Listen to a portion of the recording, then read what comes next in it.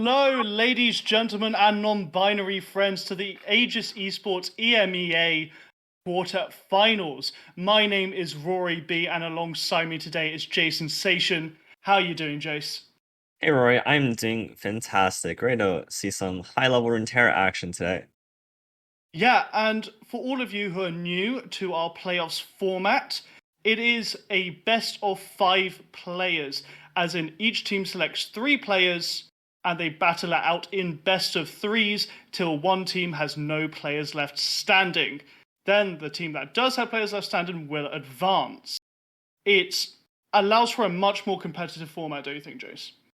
Yeah, it's really cool because it's also an experience that you don't really get in other events in Legend of Runeterra. Seasonals is just this one-man kind of event, and it's really cool to be in this team format. Especially me, I've been playing it over on the other side in the AM groups. My team just went out in the semis, unfortunately, or is it one before the quarters, whatever it's called. But it's definitely a really cool format and really enjoyable to play. So I hope that we can pass on to that joy as casters onto you guys. It's definitely, and it adds for a bit more of a reactive gameplay as well, because if your team loses their first game, well, their first player, you can choose which player goes against the winner of the first match, and therefore you can figure out who is the best deck counters to player one of the enemy team, and it makes for much longer series and much more interesting matches.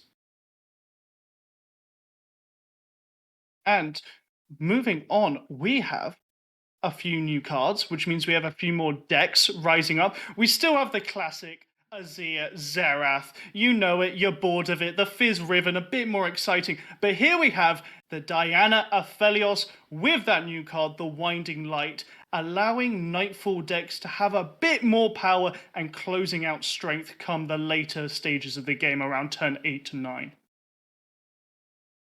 Yeah, this one's definitely really interesting. I've seen, Nightfall decks just throw in one or two Winding Lights at the very end. It still sticks to the Diana Nocturne, but it looks like Broken Ball's chosen to go for the Aphelios route and having 3 Winding Lights at the top end. Still the standard 12 1-drop, so he still has the same early game, but opting for a slightly slower, more value grindy mid game with Aphelios and trying to really hit him with that Winding Light. So definitely looks like a much more versatile and flexible version of the traditional Nightfall decks that we're kind of used to seeing. Yeah, definitely. And what I actually love is the inclusion of Moonlight Affliction. I actually love this card. It's one of my favorite Targon spells, even though it rarely sees play because it doesn't have the best of times in the current meta. But the Nightfall effect, where you remove 2 blockers from the enemy, is so good when you're going for these. Just well, you haven't got Winding Light drop, so you don't have the overwhelm, but you have a wide board. Just allows you to really push for that damage that you need to close out the matches. Yeah, I've gotten this card randomly generated sometimes, or sometimes I'm playing against my opponent in an open decklist format, where it's like, oh, I really hope that they don't have Winding Light here, because otherwise I don't have enough blockers. Even on like defensive, being able to silence 2 units even without needing to like use it to make it so they can't block, because obviously it doesn't work like that. Yeah. It's still just a very big threat and can maybe make your attacks pretty awkward if you're just having some buffs on your units. Mm. And you're saying you got it randomly generated once before. That's really where Heavens Aligned comes into the power here, because we can see Broken Ball's not really running many units over 1 cost, but Heavens Aligned can get you some great late game Nightfall cards, be that Doom Beast or even I've lost it. I think it's Knight Rider. But the Nightfall big 5-drop horse, sometimes that can come in quite clutch because it's fearsome cat. Not all the time, it's why it's not main decked, but in a pinch, that card can be very useful. Yeah, or you get like Cygnus and you just grant 2 things elusive, or you just get Hmm. like Eclipse Dragon and suddenly you just get a Celestial and a Dragon in hand and you're just playing this value deck, whereas, 12 1-drops, this is an aggro deck. This Yeah, wants to close definitely. out games. But it just has such a nice versatile plan, and I think it really slides really well with the option of choosing Aphelios and the slightly more mid-gamey, late game sort of options. Yeah, definitely. Aphelios just kind of kicked Nocturne to the curb. It's in the recent months, just his flexibility And actually, the Pyro Crescendum to provide an extra unit onto your board using spell mana is something Nightfall kind of struggles with when you're running Nocturne, because you have to attack with your units, which means a lot of them end up dying, and then you have no blockers, which is why the champion doesn't really see much play. His level up requirement, though difficult to achieve, can be achieved, and then just his aura isn't that great either. It's why we see Aphelios kick Nocturne out of these decks.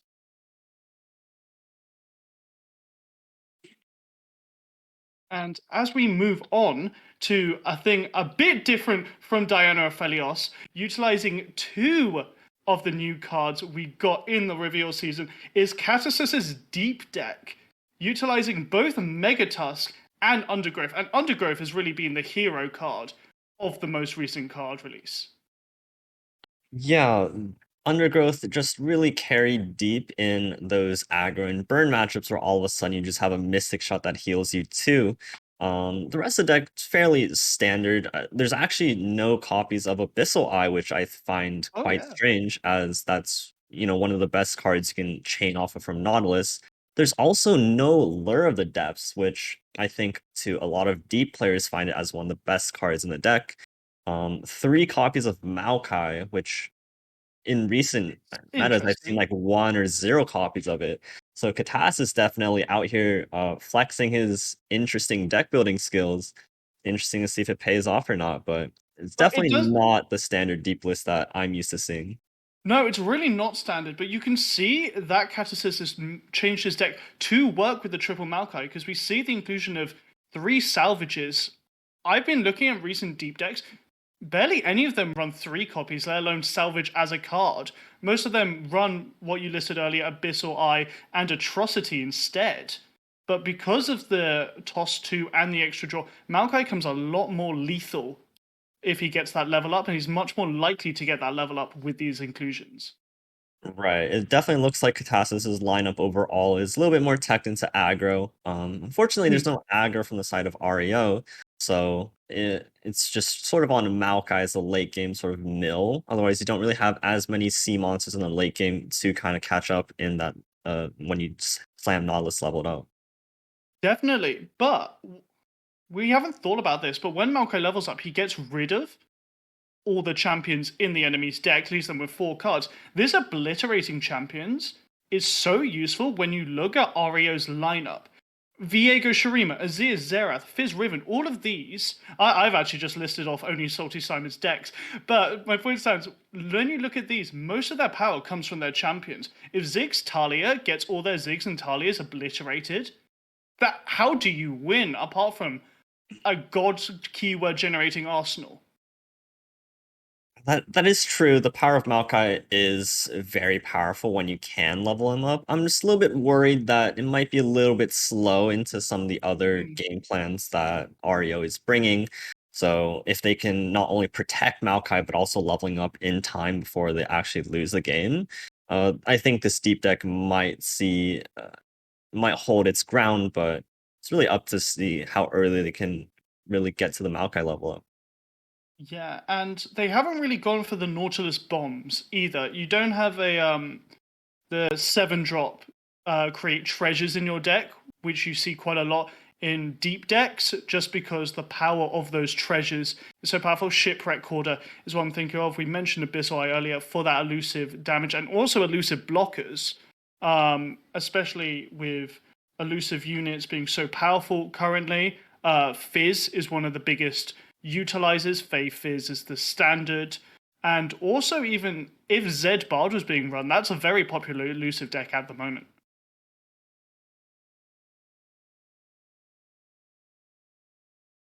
And we're hoping for some bangers matches tonight, folks. We're hoping that we see 15 games. But I gotta know, Jace, what do you think of our first matchup? Catasus versus Sorry. It's an interesting one. I'm surprised that they pitted Katasis first because I think his lineup overall is a little bit weaker into these triple/double Shrima lineups where cards like Hourglass and Deny just completely negate any sort of removal you're trying to chuck at them. And look at the Mm. side from Katasis, he's on this triple Shadow Owls lineup. I believe 3 copies of Vengeance in each deck. And I can see this struggling really hard into the likes of Viego or even Monoshima.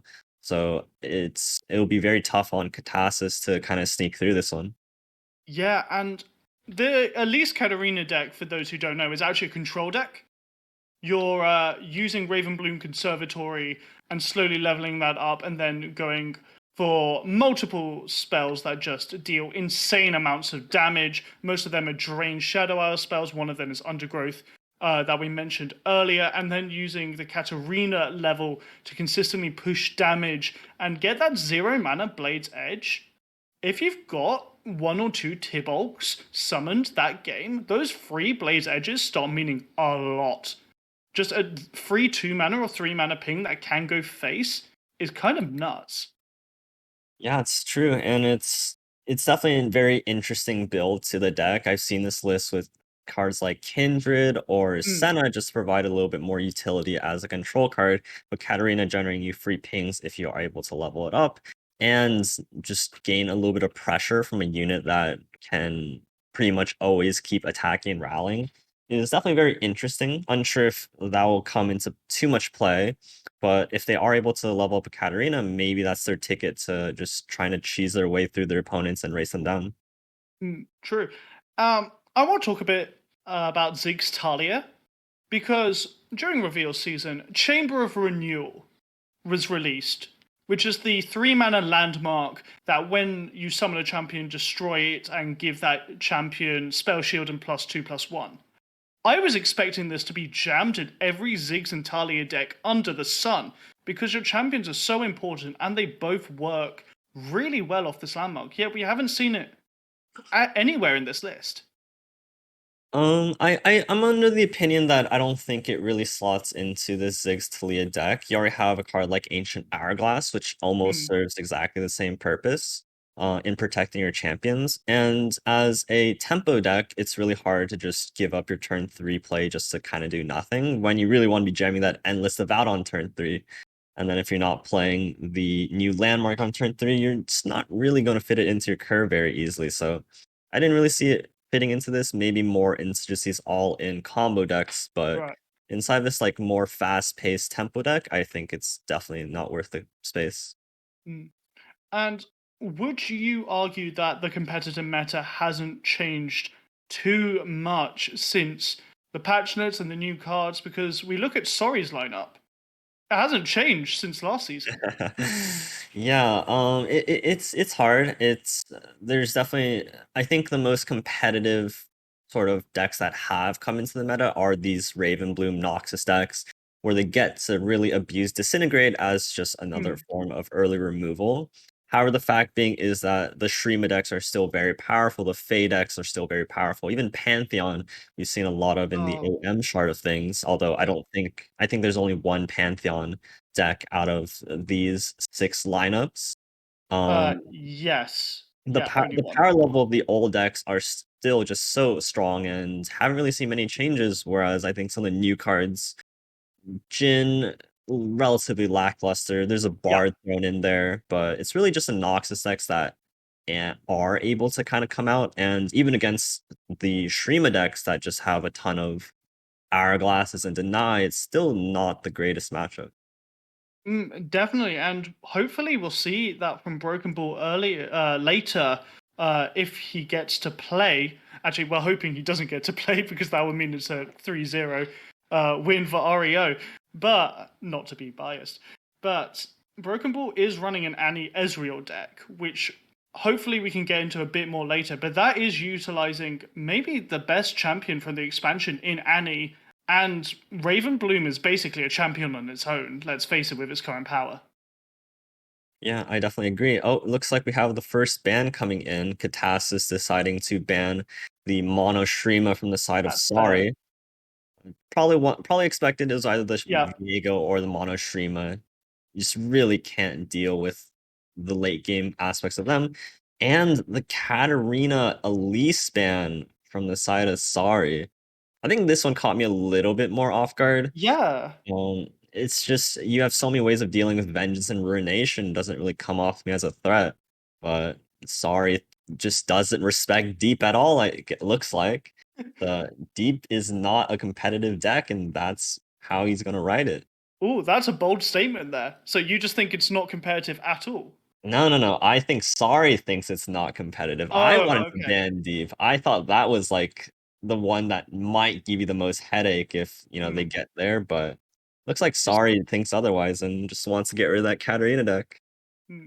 You see, I would have actually banned the Aphelios Diana because I'm terrified of that deck personally. Every time I see that I've queued up into it, I'm like, oh, I can't let them go wide ever. Or on turn 7, they can just burst, overwhelm me with 5 units. And it's such a Um, hassle to deal with. Maybe But so, but Katasis's version is a lot more reliant on the end game invokes, and I yeah. think to your deck, a turn 9 Great Beyond might not even have time to come down because the game might just be over by then. There's no Mhm. winding lights, and so as long as you get through the early chip damage, I think that there's not really too much you need to worry about. And if they But just try like Comet or Vengeance you again, you just have all the Streama tools. So I didn't think too much about this one, but definitely still surprised about the Katarina one. yeah. Now, if you're sorry, what deck are you thinking of picking first? What do you think is more favorable into both of these decks?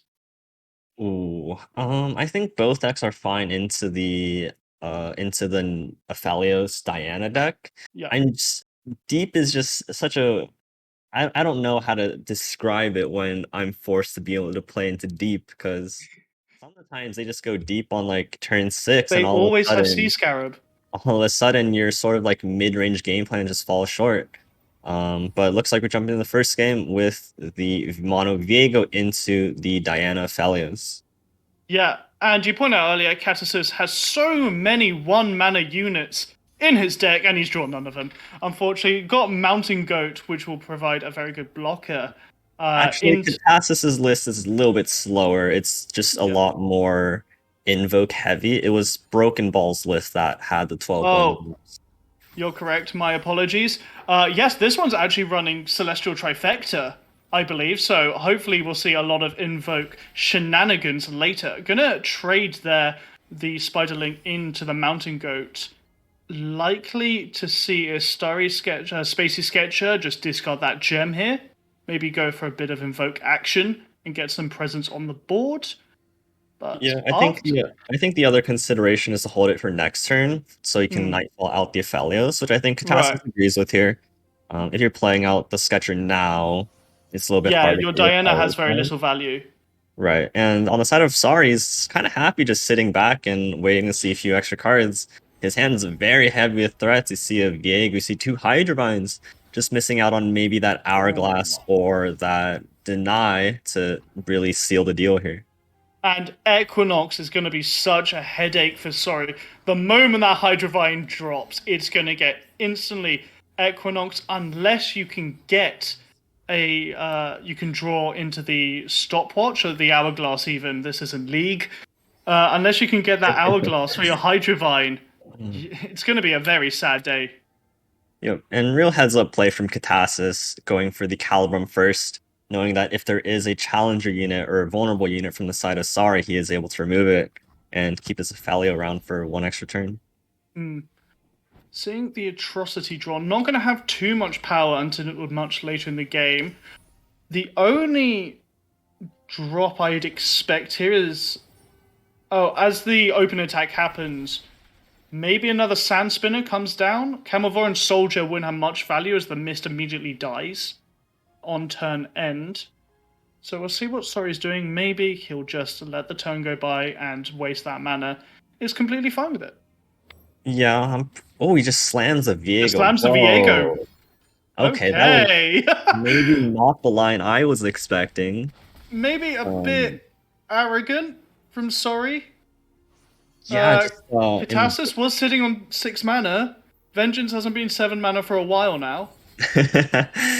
Oh man, that it because I see that as my only Viego in hands, and Yeah. the Streama version over the Noxus version, like really thrives on keeping this Viego alive, but Sorry, just choosing to throw it to the vengeance, I suppose. Mm. Not quite sure what he had in mind there, but now that there's no more Viego, it seems And kind of tough. Your Hydrovine's useless, right?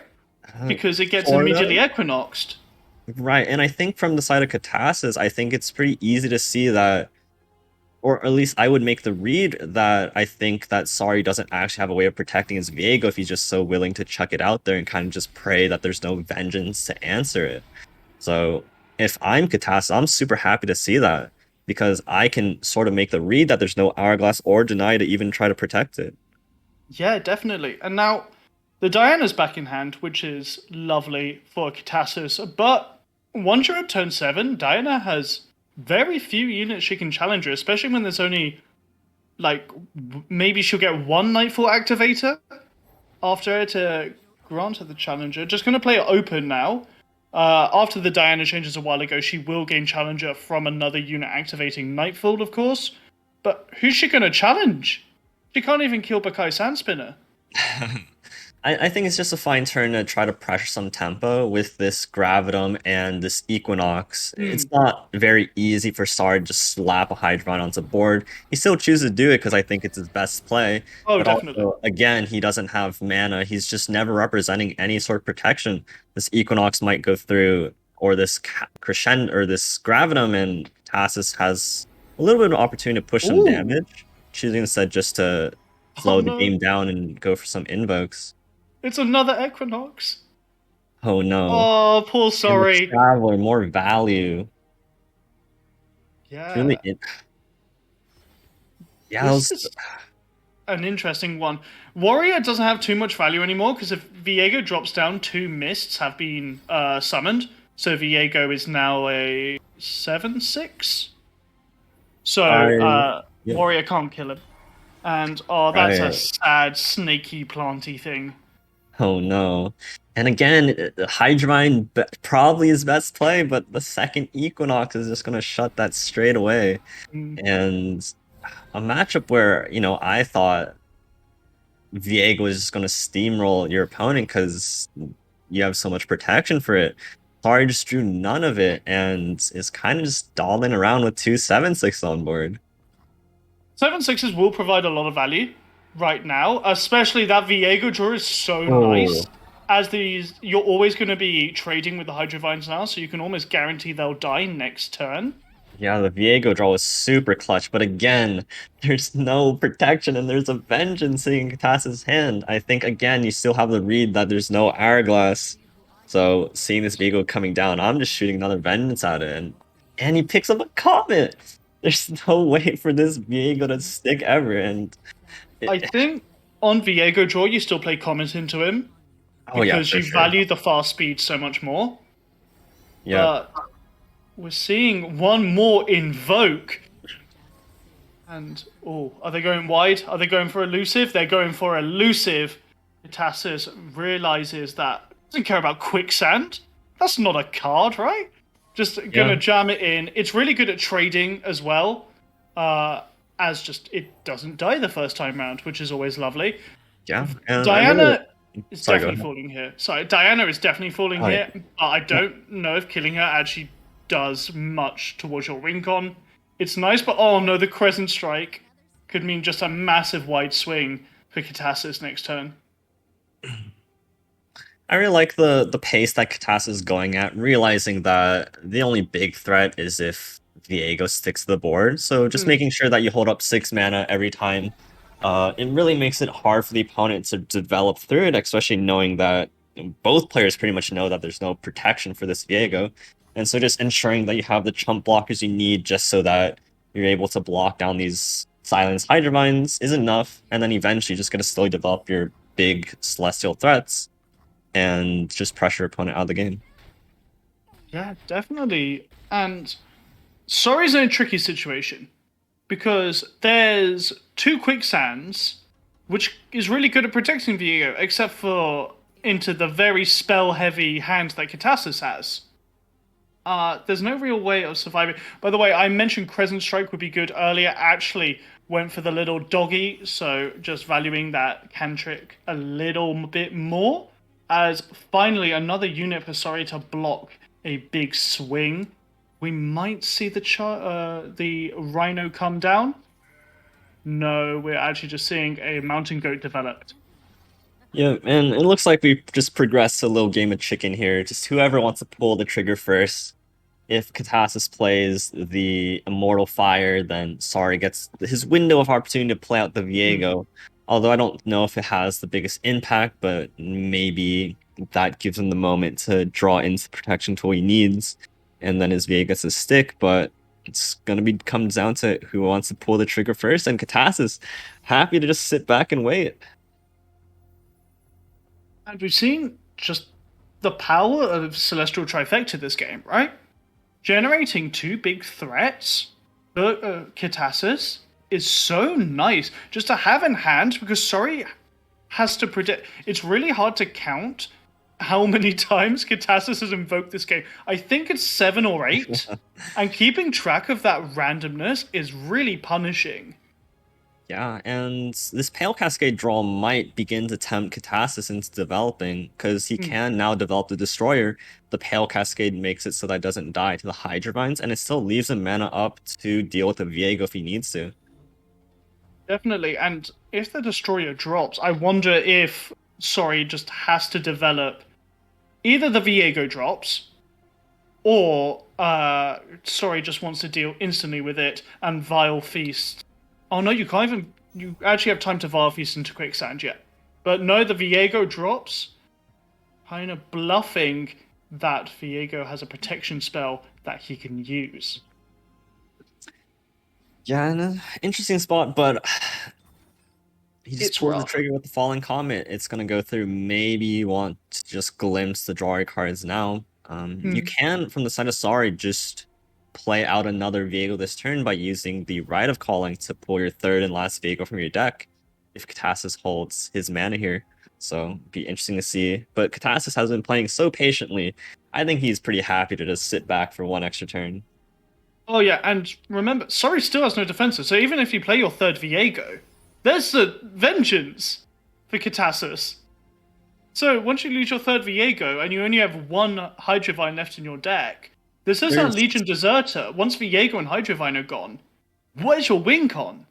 Yeah, and there's one Hydrine left too that has not been silenced yet. So running a little bit low on time here from Sorry. Oh, the Moonsilver. I was eyeing this Moonsilver earlier when he picked up the Messenger. I think you can go Moonsilver onto the Immortal Fire and then be able to play Immortal Ooh. Fire and Vengeance in the same turn. So I was kind of looking to take that one if he was looking for a way to develop onto board, but because now he's like at 12 men, he still just can't play another unit and hold up Vengeance. Yeah, So Katasis gonna be probably just taking another turn here. and Sorry is trying his hardest to find these win cons. But Oh, another Celestial Trifecta, yeah. even more Invoke, another Equinox, so the third Hydrovine might be useless. Yeah, Maybe we could see one of I'm these I'm units looking at instead. Sari's deck list. There's 3 Hourglasses and 2 Negations. Oh Somehow no! he has not drawn a single copy of any of them, and he, I don't know. This is looking quite rough. At some point, these big Celestials are going to come down, and they're probably just going to be big enough to kill or deal 18 all in one swing. So we'll see if he's brave enough to drop his last Viego into the third Invoke Comet. How crazy is that? So, also pulled by Katasis, Cosmic Inspiration. All right, so So, sorry, finally digging, still doesn't hit it. Rite of Calling dead card now that he's drawn all 3 Viegos. There has to be like 20 cards left in his deck, and he can't draw anything here. oh, this is so sad This right is now. this is very sad. Uh, Unless Sorry draws a blinder, I'm saying Hourglass into Rite of Negation into Hourglass. I don't know how this Viego can survive. Sorry actually has a full board with Viego drop, so Mist wouldn't even be generated onto the board. Finally utilizing the Predict, the Hydrovine's there, but little does Sorry know that Katasis has an answer waiting in his hand. I don't even know if he can go for that Hydrovine, because maybe I'm just skipping to try to hit like that hourglass that I need to keep this Viego alive. Now we're seeing the Cosmic Inspiration drop. This makes Katas's board. That was a bit Oh, weedy, that's a an lot 11. bulkier. I don't think so. He's in such a. Oh, he took the Hydrovine like the greedy Yep, Viego player he yep. is. Uh, it won't spawn mist on drop if Sorry drops it now because there are 6 units on his Yeah, board. and I think this is a That's a turning. big destroyer. Yeah, this is gonna be the turning point now where there's still vengeance up at all times, and now all of a sudden you have a 15-9 overwhelm that's kind of crashing down on you. You can burn a quicksand and a vengeance, just kind of get rid of it. So we'll kind of see what Sari is up to here. And I'm guessing the 7/4 Hydrovine's blocking the destroyer just because of its highest health and can be close to killing it. Sorry, deciding maybe just chump blocking here. It's not likely that he'll trade the Hydrovine. I'm thinking, because, okay. So I'm thinking you're either just chumping for 3 here, or you're going for this quicksand vengeance. Because otherwise you're going to have to deal with it on the next swing as well, and right Yeah, now you still don't have an answer for it. So looking a little bit rough here. if you quicksand vengeance, you can't drop your Hydrovine this turn. Uh, And I think Sorry really wants to start are you pumping. really playing your Hydroid this turn into the Comet and the Vengeance that you probably knows in hand? You Oh, are if you're not using any spells in combat. but this, this is so weird. Like, how are you dealing with this? I guess he has the Merciless Hunter that he's going to go after the Destroyer Destroyer. next Yeah. turn. So, okay, slaps Hydrovine, surprise at the third Equinox.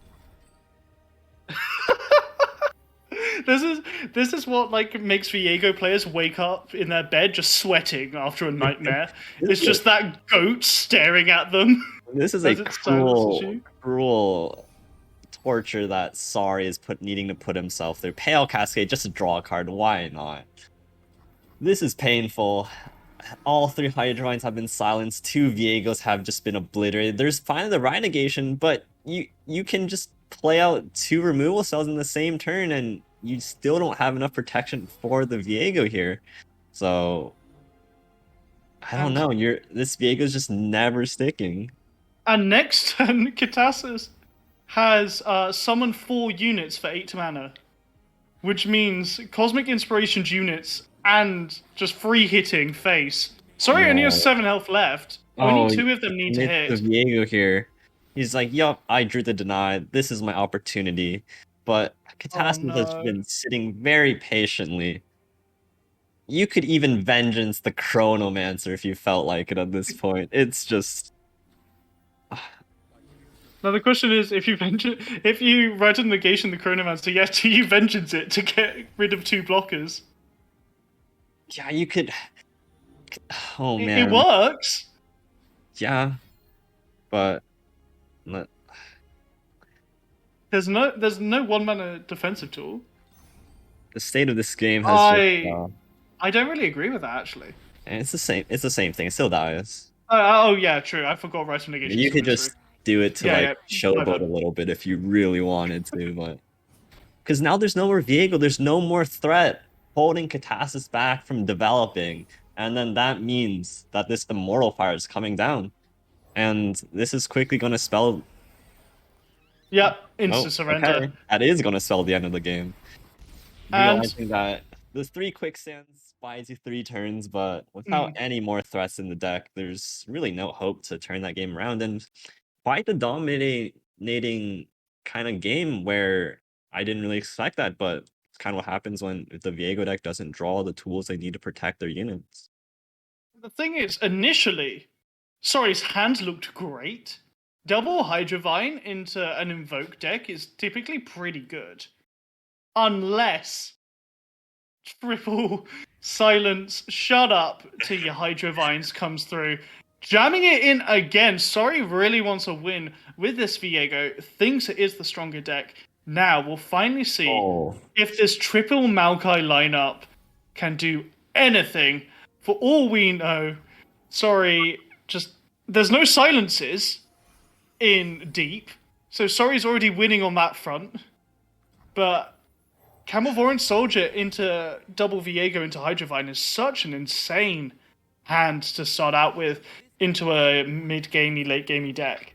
Yeah, this hand looks phenomenal on the side of Sorry. Pick up the Bakai Sand Spinner to deal with the Maokai when it comes down.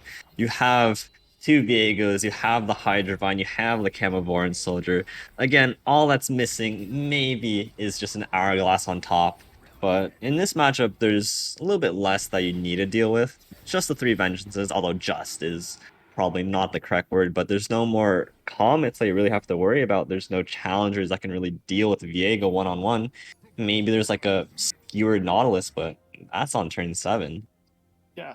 Well, at least Katasis gets to deal with one unit here. Can Vile Feast the Aspiring Chronomancer and then summon a sapling off the Spiderling summon?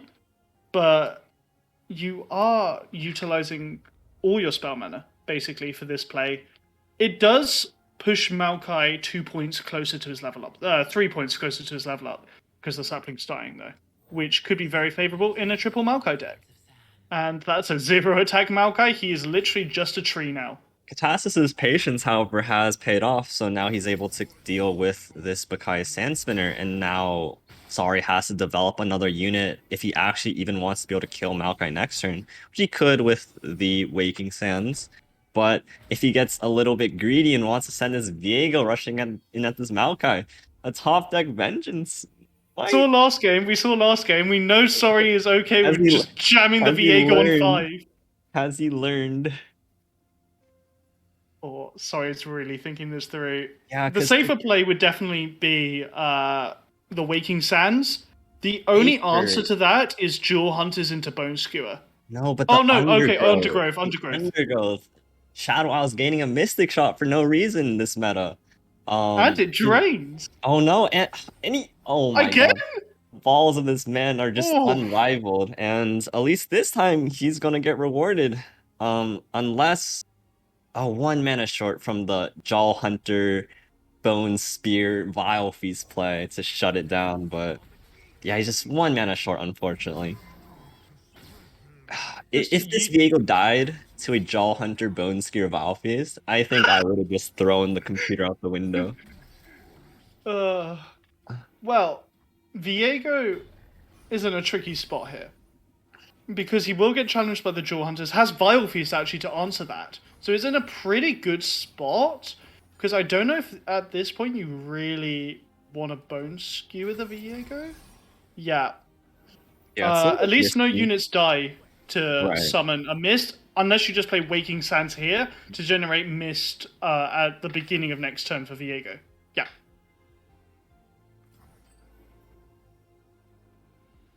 So this is why we're seeing Ooh. Viego paired with Shurima so often, is because Waking Oh. Sands not only generates a mist on death, it's also a 5 attack unit dying, Oh, which is Katash is so going good. for it. Oh my god. No. Sees Ooh. the window of opportunity, knows that Sari is a greedy Viego player, and he's gonna take it and lay the Viego here with the Vile Uh, Feast. if Sorry Oh, has Hourglass, it denies a lot if Sorry's forced Hourglass here, so that's such a nice play by Katasis. it was kind of like the window. Although shuffling the Jaw Hunter back in the deck, I guess you get an extra draw there, but alright, sorry, And a sea it's the monster. other thing. But Yeah. it was just such a slow Always. play where Sari can now just take his time, develop all these Hydrovines. And that Vigo's a 6/5? Well, now it's gonna come back down as like a 9/8 or something like that, and maybe even be able to contest this Nautilus. So we'll see. I think Uh, that was still just a very solid outcome for Sari, even though he lost his first Viego. yeah, we got Pacifist Nautilus right now on board. He's not deep yet. Oh He no, hasn't this gotten I too am angry. feeling 7 because it can't block. Oh no, it's fearsome. Oh Oh, no. that's sad. Especially with Atrocity in hand for Sorry, it really opens up that kill threat when the Viego drops. Because you can use Nautilus's champ spell to push back that Viego. But if Sorry has 7 mana, that anchor is getting just denied instantly. We see another Maokai drop. I'm not sure how close we are to deep. Maybe the depths below the 4 mana sea monster drops. Maokai's sapling will go deep with it. Yeah, maybe so, but I think it's a little bit too little too late. This Viego coming down and being able to scale up now just Atrocity makes your Deny attack. is open next turn, and Viego has 10 attack next turn. Yeah, and But it just drains makes are your available. right, and it just makes your attacks really awkward. You don't have the Abyssal Eyes to get that elusive damage through. If you're attacking to the miss and just making this Viego level up faster. Katas is a little bit board locked out of this situation. I think it's a little sad for Katasis this match because you really want that Sea Scarab on 2 in these matchups just to get deep as early as Oh, possible, and every Sea Scarab has what? been dropped this time. Just attacking the mist. Okay. Alright, so by killing the mist this turn, Viego doesn't summon a mist at the start of Right. the Yeah. next turn. So he's alleviating a little bit of pressure from the open attack. Unsure if Nautilus is gonna level. I don't know how Salvage is in far it hand, is. and Vile Feast will toss too because of Maokai. Yeah, it looks very close. Ooh, Ooh, but the ooh, vengeance that's coming rough. down. I wonder. Well, you can't use Nautilus as champ spell because the Atrocity answers it and wins the game. Well, not wins the game, puts you on 1 HP because Vile Feast exists. But this Right, is a well, really. ooh, okay. Oh, my apologies. My maths was off. They're one off Atrocity. But we're seeing the right of negation come through. And likely, there's only one. Well, there'll be two if another sea monster drops Fearsome Blocker, so they will be able to block the Hydrovine and the Viego. But Sorry's board would just be so strong after this attack. Yeah, and this vengeance is really dirty in the fact that not only is the vengeance going through to kill the Nautilus on board, but the deny making so that that Nautilus doesn't shuffle back in the deck either. There's only one Nautilus left in deck for Katasis. And we're still not deep. I was praising. Well, I was saying this triple Maokai could work if you could turbo level Maokai. Yeah, But I think Katasis build and just cutting out the lure of the depths, the one that gets you to draw your sea monsters. Like drawing your scarabs early on is really, really good. And I also just realized no Jessison for Katasis, oh yeah, just which is normally a big staple of the majority of deep decks. Maybe just attacking with this encroaching mist, boost up your Viego, makes him a really good target. And I'm not sure how many vengeances have been tossed by Katasis. I wasn't keeping count of that. But every turn you only attack with mists is giving Katasis a bit more of an opening back in by getting deep. We're seeing the Vengeance here. That's going to be really impactful in the coming turns. I'm not so sure. The Vengeance, if you ever cast the Vengeance, they just rip the Atrocity and the And game's the over, Deny, I right? suppose. But they did also just top deck the die. Is this finally the turn that Katasis goes deep? It is. Let's Hey! go. Turn 9. Ooh. I think the average turn for going deep is 7? Yeah, it's 7 like or 8. Is 6 it or 6 7. now? Yeah, But yeah. So 9 is turn really sad. it's actually turn 10 because sorry Oh, of used one of the course. mana crystals for the deny. We're likely to see Oh, this is cute. another Deny coming out. So Or you can't just go for the Vile Feast Atrocity line to end the game now, which is guaranteed lethal. Or you just use a deny. Oh, the ordering? The ordering? ooh, Have to Atrocity first and then commit the Vile Feast. Looks like he found it. And that's gonna that be game 2. with a very sweet combo at the end. Just sorry, thinking through everything Katasis can do with one mana, Yeah, and and I that think at comes least for to them. Katasis side, that was the opportunity to rip the Vengeance now that you're 1 health above the Atrocity. Yeah. But unfortunately, sorry, had the 1 extra kill spell to buff his VA 1 more. Mm. And we saw the struggles with deep that you predicted there. The two Maokai's dropping didn't do a huge a lot. Maybe that's just how the Viego matchup works out. It's a really unfavorable matchup for deep. But what are you thinking? Maybe a more aggressive mulligan for your early game units? It's hard to say now that I've taken more time to look at his list. Like, there's really not enough for him to flip Maokai really quickly. Like it took him 10 turns to go deep. Just imagine when he was gonna flip his Maokai. Mm, Maybe if his deck was built in a way where, Maokai's flipping on like turn 6 and Sari only was able to draw one Viego, then maybe that gives the opportunity to just really take it to the late game. yeah. But What? unfortunately, that wasn't really the case. So he kind of just didn't really do enough, and Sari just built up his board. So double Drake Judges, Undergrowth in hand. That's already a lot of tossing. Available to Katassus. I wonder Drake Dredger won't be played. I wonder if they're saving it to get the sapling for the Maokai as they have no real help. Now they have Vile Feast. I wouldn't be surprised that a Drake Dredger played here. I think I'm fine holding on to it. You don't have anything on turn. You really want to play like a unit or summon a unit every turn as long as you have Maokai down. Fair. And you didn't have anything to play on turn 5, so having a unit there is pretty nice. But sorry, kind of take his opportunity to get in here for a little bit of damage. The Vile Feast is going to be able to generate a blocker inside Katassus, so the attack's still not that great. But I think most importantly, there's no Rite of Arcane from the side of Sari to actually deal with this Nautilus. Yeah. And so this game, Nautilus might be sticking on the board for long enough to really get some value going. And I wonder if Katassus is thinking for the Drake Dredger plus Bone Skewer combo, just to toss 6 when it gets replayed. It's pretty lethal.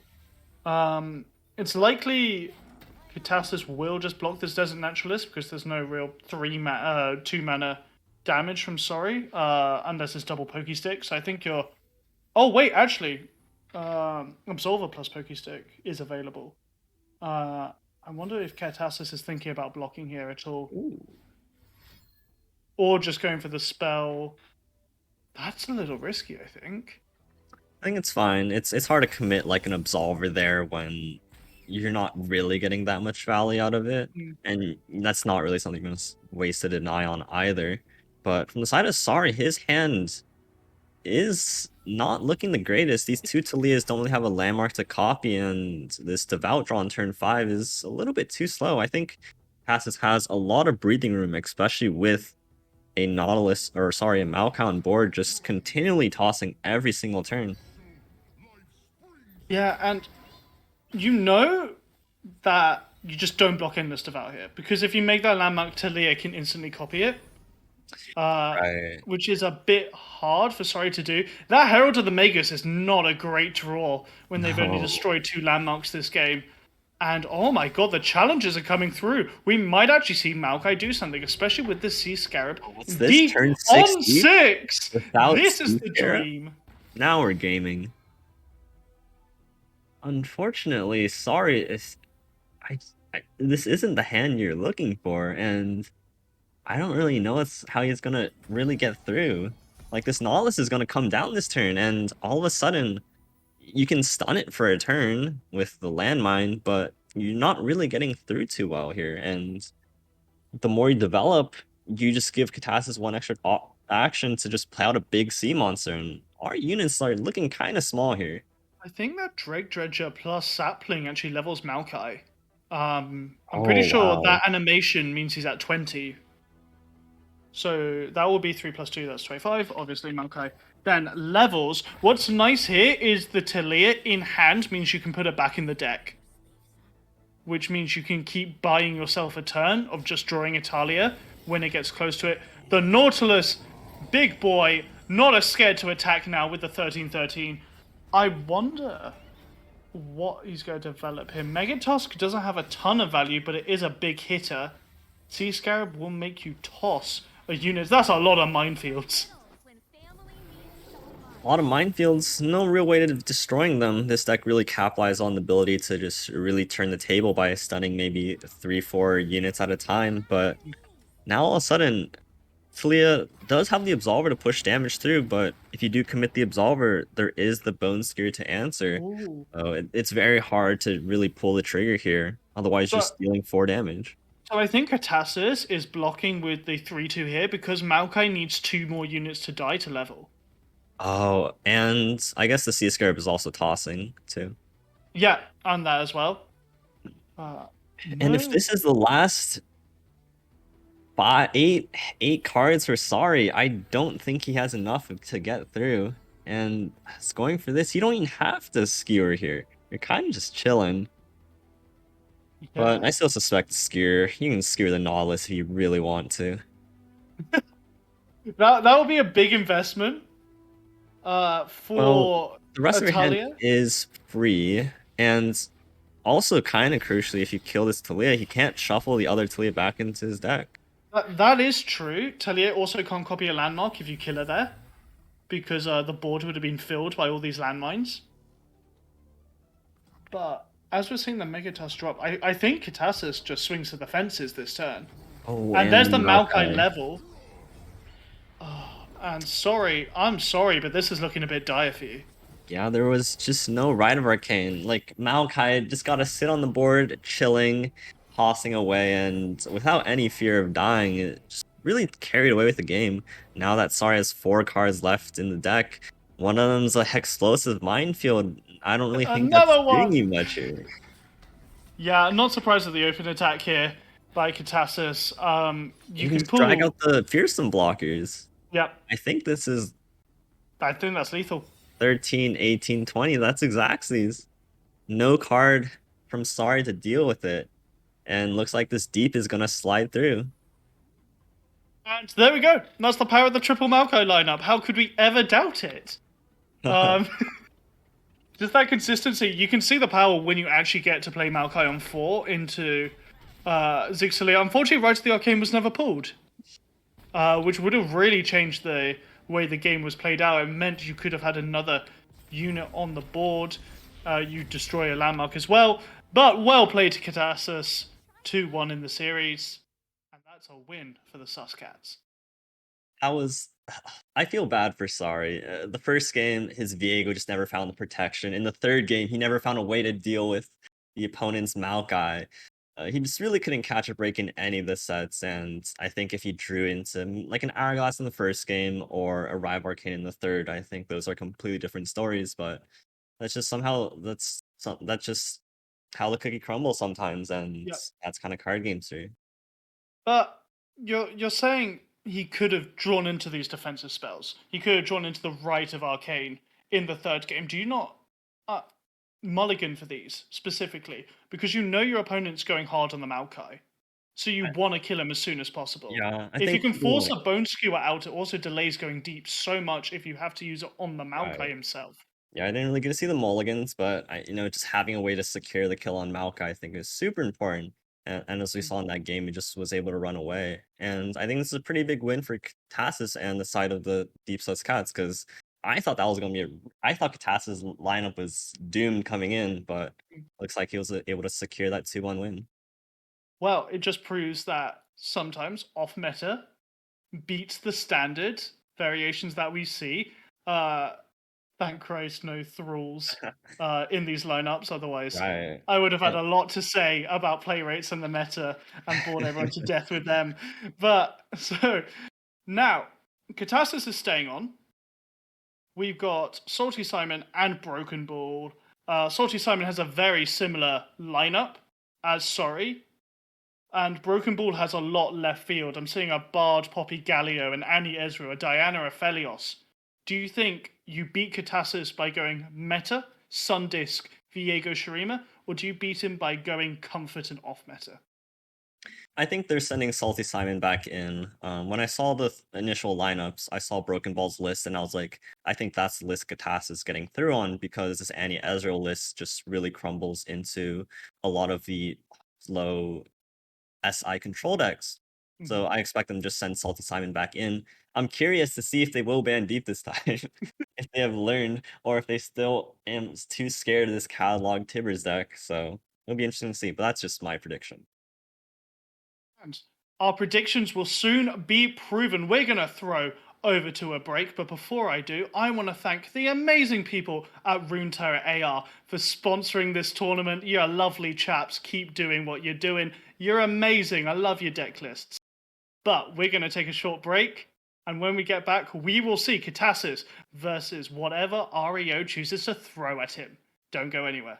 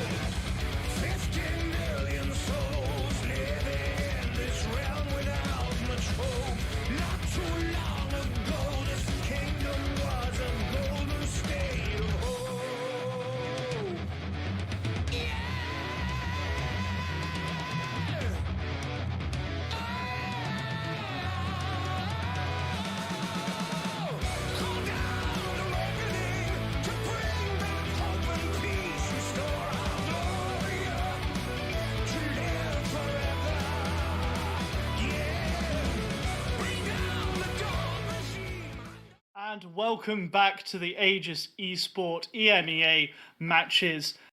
We've been told Salty Simon will be playing for the side of REO with a very similar deck list to Sorry. Both the Viego Shurima and the Sun Disc making a reappearance. The Fizz Riven being the third deck for Simon. Now, we saw Sun Disc banned last match by Katassus. That went well for him. Do you think he'll ban it again and just accept the Fizz Riven matchup? Yeah, I suspect so. I don't really see too much difference. You could probably just ban either through the decks, and as long as he played like he played last time, I think it's sort of like the same story. All three matchups, again, in my humble opinion, I think are quite miserable, frankly, for Katassus. So if he's able to secure this one, I think it's smooth selling for Deep Sus Cats. But I have my marbles on Simon this time around. Yeah, so do I. But what I'm interested in is the Fizz Riven does not do well into Diana. Actually suffers a lot into Diana because one of your big wing cons in Fizz has no protection in Fizz Riven except for maybe a Whirling Death. I'm not sure how many Salty is running. I think we'll find out in a second. So it looks like in Salty's list there is one Noxian Telestones, which you can So convert one to a Whirling Death. Whirling Death. And Mm. there is also 2 copies of Wallop as well as 1 copy of Friendship, so you could use that to stall. But I think the biggest factor of this Fizz Ribbon deck is you can just hold off Fizz until you slap a Papercraft Dragon and just kill your opponent in 1 turn with it. Because from the side of Katassus, there might be 2 Hushes in there, but there's also 3 copies of Might to just one-up it again. So Oh. I really don't see it being that big of a problem, but Katassus has just managed to make me eat my words every time, so we'll see how it ends out. And we can really see here why, sorry, last match went with a deck list of all sand, all Shuriman decks. It's because Quicksand is so powerful into these elusive and quick attack and fearsome units that just brings so much power. If you were running a Shuriman deck into Fizz Riven, they suffer a lot off of that. The Fizz still maintains the double attack from Papercraft Dragon because attached units work funky, but he will lose his elusive, which means he can be blocked. Might can also be quicksanded, so it would have made the matchup a lot harder. But Katassus, can you even play Katarina Elise into Riven Fizz? Because the Fizz just dodges everything. Yeah, again, I think it's really tough for Katassus, but we'll see how he manages to pull himself out of this one this time. We're Mono seeing Ban, as once usual. again, yeah. Mono Shireen is just horrible to play against. I Again! don't think many people enjoy it. The Katarina release is really scaring REO today. Maybe they were scrimming and they lost a ton to this deck, and they're just like, we don't want to deal with it. Just get it out of here. I don't think it counters Viego in particular. No, not at all, but I guess, there's 2 extra copies of Ruination. If you don't draw the Denies or the Hourglass, I guess there's 2 extra cards in there that actually deal with your Viego. So, Salty Simon just reeling in the fact that he knows he will never draw the Hourglass, getting rid of the deck with the most removal. I don't know. Kinda suspect. So we're looking Salty Simon running a combo and a late game deck in the Fizz and then the Viego. And then we got it's Aphelios Diana is an interesting one because it's really aggressive early. Then it takes a little bit of a rest, and then you drop Winding Light, or not Winding Light, sorry. Then you drop Celestial Trifecta and try and hit those big Celestial units. So I wonder if they can actually deal with the mid-range power that Salty Simon is packing. Yeah, it'll be interesting to see. I think that Salty Simon's decks are still just a little bit faster in their game plan overall, Mm. and I suspect they'll get to their own respective late game where I think they can take control of the game or kill their opponent before Katassus really gets his game plan going. Because Yeah. Katassus in his Aphelios game, he was passing with like 8 mana for 5 turns in a row, and then all of a sudden he just took that turn and just slammed the board with some big units, but I don't know if he's gonna get the same break into this Fizz Ribbon deck. and maybe Salty Simon is the good drawer of the hourglasses. But it does mean we might get a repeat of the Hush Off. Not the Hush Off, even the Equinox Off. No immediate invokes in Catasus's hand, which would make Salty Simon very happy. They're looking at their mulligans. It's a pretty good curve for Salty Simon right now. Treasure Seeker allowing for that Waking Sands means Viego can just jam that alongside him on turn 5. Oh, Yep. that Quicksand can be really powerful here. The classic Treasure Seeker into Merciless Hunter on turn 3 is just a good way to stop any sort of development coming from the side of Katasis. Yep. Not that he really has a way of actually nightfalling this Aphelios out on turn 3, but either way, I think Salty Simon has a lot of time to just really develop what he needs. Just chaining some predicts, maybe he'll eventually find that hourglass he's looking for. But I think it's pretty safe for Salty Simon just to kind of take his time here. Oh, 100%. Salty Simon has all the time in the world. Again, not another Nightfall activator. Wow, actually just jamming the turn Oh, wow. 4? No, turn 3, Celestial Trifecta. Of course, the 2 mana from the Sky Shadows. It's Like definitely not. It's definitely not exactly what I suspected. Oh, but the Inspiring Chronomancer coming down instead. I found this as a just good opportunity. Just Merciless Hunter push 6, choosing to go for like a slightly slower route here. But I was really eyeing at this ability to just push damage in. Now that Katas's deck has no star shapings in the deck, there's really not that much healing in it to kind of heal you back up. So I see the window deal 6. I would have taken it there. Yeah, I definitely agree. But you know what Catasus is very happy about? Healing 4 is still okay, I Healing guess. Save 4 is Merciless fine. Hunter. Save Merciless Hunter, But Equinox was found. Equinox, but there's no Hydrovine There's no to come down Hydrovine, for it, but so this Equinox is going to sit pretty for a bit. Mountain there Goat coming will down be there will be a Hydrovine, which is the most important thing, especially eventually. with some more draw coming in. Doesn't really care about the board right now. You can block the goat, so that's as long as you can do that, you're pretty happy. I'm pretty sure Salty Simon, yeah, will predict again. Oh my. That Aphelios is quaking in his boots if another Merciless Hunter gets picked.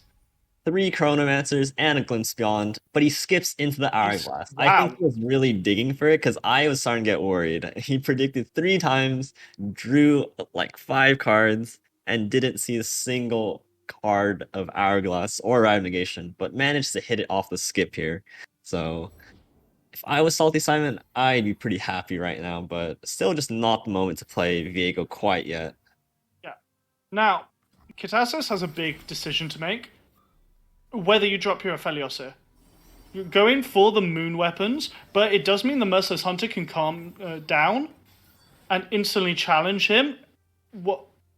Obviously, you can use Calibrum to kill that, but he will remain vulnerable, which is really scary when Aphelios is much of your mid-game power here, just with the moon weapons cycling them out, stopping any advance. Yeah, I think it's fine. Honestly, from the side of Salty Simon, the moon weapons don't deal a whole ton. Mm. Sure, you can. I think a lot of the power from moon weapons is really this Calibrum cycling to Gravitum things where you can just really deal with a lot of units. But from Salty Simon, just a lot of every time you kill a unit, you're just gonna summon a mist, and there's just not really too much value to be gained there. So Felios isn't really doing that much, at least in this matchup, I would say. And Viego gets to just come down pretty freely here. Is there ever a world? No, I was just thinking, is there ever a world you go Cosmic Race just to obliterate the low health units and deny Viego points towards leveling? But I think going Trickster is much smarter, just pushing in that elusive damage to face. Goat Right. dropping, producing that moon weapon will be very useful Hmm. to stop the advance. It means Viego can't kill off Aphelios unless he open attacks it. That Waking Sands is a little bit strange to me. I suspected you would have used the Waking Sands to go after the Aphelios next turn, Yeah. but now instead dragging with the Viego. I guess it doesn't really matter from the side of Salty Simon because you're either just killing the Viego or you're not. There's no like deal 3 in the deck to actually deal with it. So this looks okay. I'm a little surprised on that ordering. Just because you could have gone Mist and then Viego, just in case there was some way Katasis Right, just could. in case there's like a double Vile Feast, I guess. Yeah. Or Vile Feast into Pale Cascade or something similar to that. Yep. Very clever using the right onto the Chronomancer, because if you used it onto any other unit, double Vial could come out in theory and stop that Viego draw. As we're seeing Aphelios drop down, do you ever use Viego's Champ spell on the Aphelios here just to deny him instantly? I wouldn't mind it, but again, I don't think the Viego is, or the Phalos is causing too much trouble. Now, from the side of Salty Simon, you don't really you're missing one card from your top end Yeah. to really get your Viego going. So slowing down the game plan a little bit here seems okay. But honestly, I wasn't too worried about it, but it looks like Salted Simon thinks otherwise. I don't mind it because you know Katasis has two moon weapons in hand. So, like, the Aphelios could just juggle them. Exactly, you'd have to like play out both moon weapons before you can even phase with another one. Yeah. It would be very tricky. And, of course, Salty Simon, the moment he drops Hydrovania, will get Equinoxed. But at Which is least another now, big when he problem with draws him. it, there will be two hourglasses up to Oh, that is keep it true. Yeah, alive, fair point. or to keep its dream alive. I don't think we see Quicksand here. Oh, we Oh, do. interesting. I don't. I don't. Oh, interesting. Okay, so he's just doing this to get a Oh, to get kill for missed the out. Viego, yeah. But a glimpse? Okay. So the miss is now at what? It's going to be like 4 when it comes out, and that might speed up the Viego a little bit too quickly for Catastrophe here, especially when Yeah. he doesn't have any sort of removal for the Viego. So opting just to cycle through that deck there for a little bit more, but I'm this just. isn't looking too good. There's 2 hourglasses and 0 removal from the side of Katasis. Yeah, it's just that Quicksand's interesting to me because do you really favor having the mist come out for one extra progression towards the Viego level versus being able to do that on the 8-drop Celestial Elusive Eternal I Fire? I've forgotten its name briefly. Yeah, the Immortal Fire. The Immortal Fire, It did yeah. seem a little greedy. If your vehicle's leveling with that mist, I could see a reason to go for it. Hmm. But at this point, still seemed a little bit too early to necessarily rush into it, because you also just can't deal with an Immortal Fire. But at 17 health, I think you feel a little bit safe, and Katas is just taking every effort to stop this Viego from Wow. progressing, and hopefully hits the obliterates he's looking for, because this game has really slowed down. And even though he has 2 hourglasses, what if Katasis can just invoke 3 falling comets? Like the Great Co- Beyond too, he that's just true. has Cosmic a Rays. lot of ways of stalling this game, and Salty Simon 2 turns in a row has not been able to just do anything for his game plan. Yeah, this must be really frustrating for Salty Simon. Just the tools that SI bring are denying any missed production. Worst smoke machine ever seen before. It keeps on breaking. That Great Beyond, there's no way to counter it unless you want to use Viego's Champ spell into Vengeance on it, Yeah. which is a bit rough, to be honest, that you're investing so much. Meteor Shower's coming out. You either let the Oh, Viego die and play the refreshed Viego, or you use up one of your oh, hourglasses, which is so powerful because. oh, interesting. Okay. That's, I was going to say, you could use that's your really hourglass on the greedy. Viego, but That is Falling Comet does kill landmarks. This vengeance is really greedy. So this vengeance does say the Viego, but if there's a Vile Feast, you're still committed to this hourglass, and then you're But just really losing out. oh yeah, It's gonna pay off for Salty Simon here, but now there's also just the Moonglow into Great Beyond potentially. But I think, is this Viego leveling here? oh, it could be leveling. So maybe it was Is there leveling. anything that this maybe another Falling Comet? but Hourglass Ooh. exists, so Viego would be denied from leveling this turn. Yeah, Going for the Supernova, uh, ooh, Supernova can be Hourglassed, so it's fine. It doesn't right. target Slightly the landmark surprised afterwards. Simon didn't just like Hourglass and play your second Viego onto board. Yeah. That could have been like a pretty big threat as well, but oh, the Viego did level. Okay, so that's probably why Simon went for the quicksand 3 turns earlier, Yeah, because yeah. it was gonna flip his Viego there. But now the game has definitely gone really awkward for Katasa. It's hard to develop anything on your opponent's turn Yeah. because the biggest thing is just gonna get stolen by the Viego, and he gets to chuck a few obliterates at it, but there are 2 hourglasses from the side of Salty Simon. There's even a second Viego. If he goes for or if he goes for this supernova and he hourglasses and plays a second Viego onto the board, I think the game's just gonna end Oh, twice I as didn't think quickly about from there. that. Yeah, just juggling the spooky, scary Abman with those hourglasses would be really powerful. You can't use Diana because Viego can either disdain her with his champ spell, and so she can't kill him anymore, or you can hourglass her. So there's no threat that Katassus has to this Viego. So he's Well, just going to keep stealing units. okay. Supernova gets hourglassed. So this is the first hourglass, but he could go for the second Viego, which is okay. Um, which he does. All right. Oh no, Katassus! I don't think he can deal with these massive fearsome units. I wonder if he has enough damage and He has gems. Celestials to just get this Great Beyond, but 17 health I think is a little bit out of his range here. So But if he has it, there's actually no response from Salty Simon. yeah, so you gotta block these Viegos here. You do have Pale Cascade. Oh, the Sketcher. Ooh, I'm very surprised at Is a that. second Moonglow enough? Are you Double not trying Equinox? to block fearsomes here? Okay, so he's trying to go after one of them. Uh,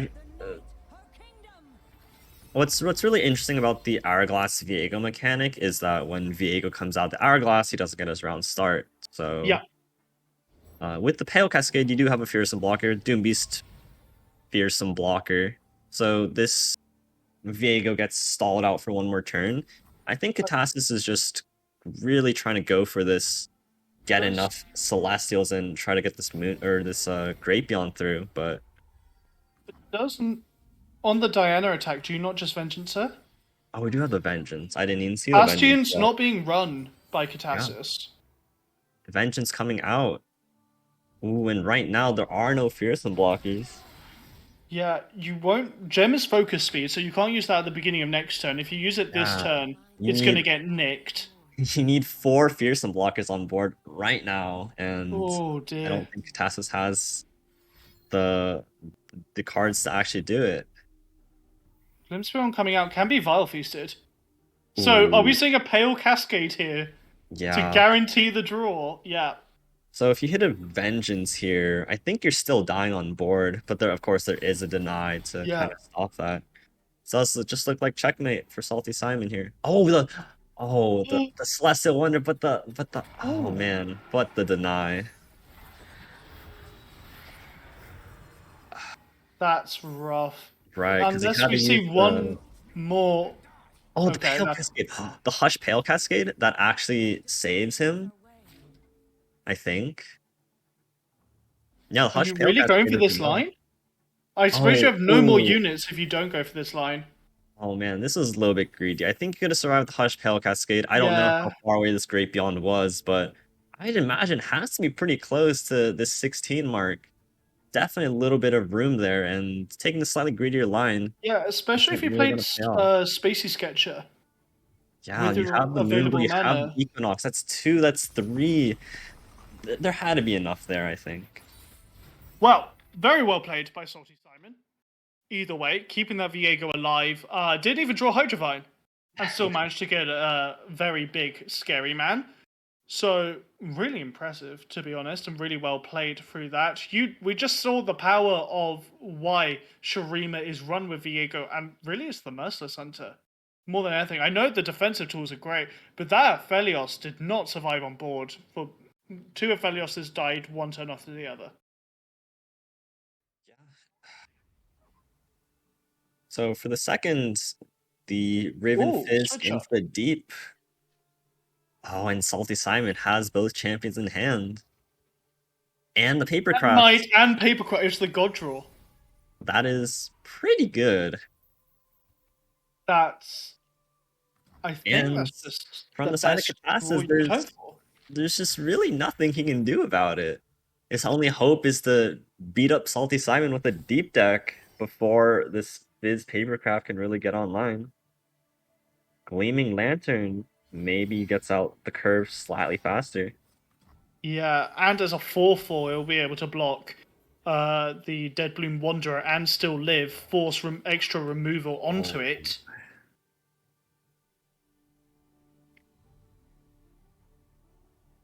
This is instantly Katasis is back against the wall, right? Dead Bloom Wanderer's coming out. No yeah. mana to instantly kill Gleaming this turn if you do attack with it. But yeah, it's unlikely that you would. Riven, I think, just drops for the blade generation here.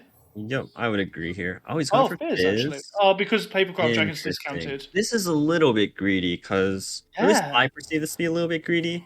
I think this would have been the perfect time to just chuck a few cards at the like you could chuck a card at the Fizz and all of a sudden Salty Simon has to burn either a Might or a wall up there. Mm. But now Especially, also, sorry, go ahead.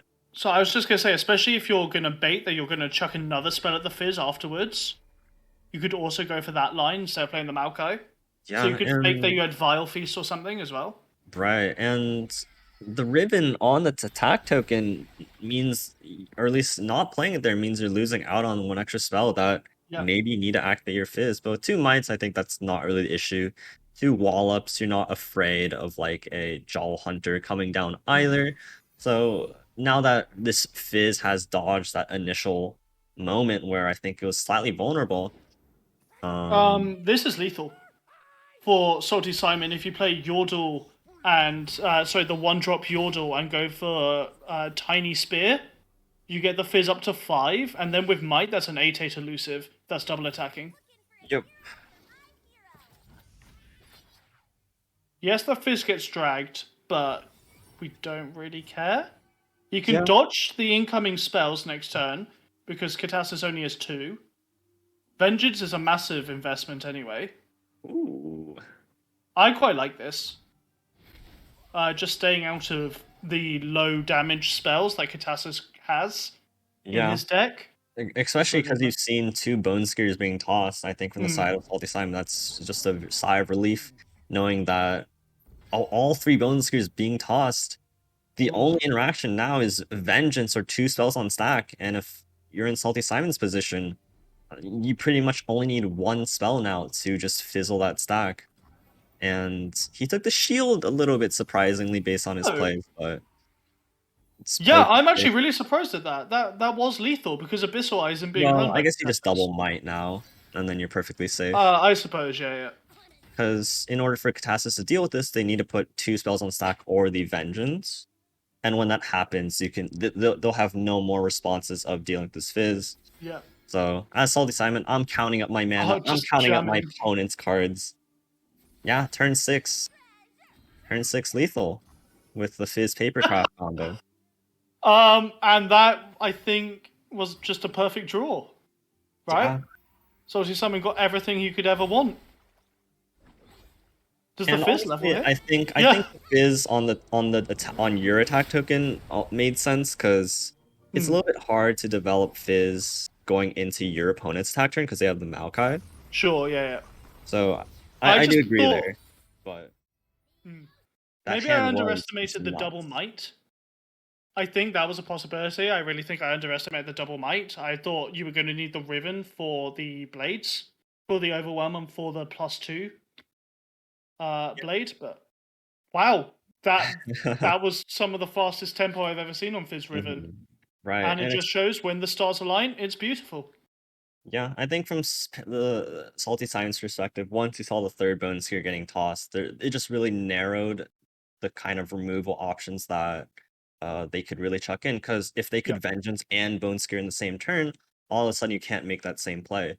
So that was just a really nice moment for Salty Slime to just take that opportunity to go all in. Yeah. I think Salty Simon in that situation, if all bone skewers weren't tossed, you just save the second might. So I don't. I think it's a linear. I think he still wins there anyway, just because the hand was beauty. But we're gonna see this deep deck once again getting run into Viego Shurima. No, well, no, we're not. Sorry, that was a 2-0. I've been expecting Checking my every notes. game to go to 3 matches, to be honest, because I've been looking at the stats. Everyone seemed really close matched. So we're gonna go to a break. I'm gonna have a coffee and wake up a little. Thank you once again to Runeterra AR for sponsoring, and we'll see you soon.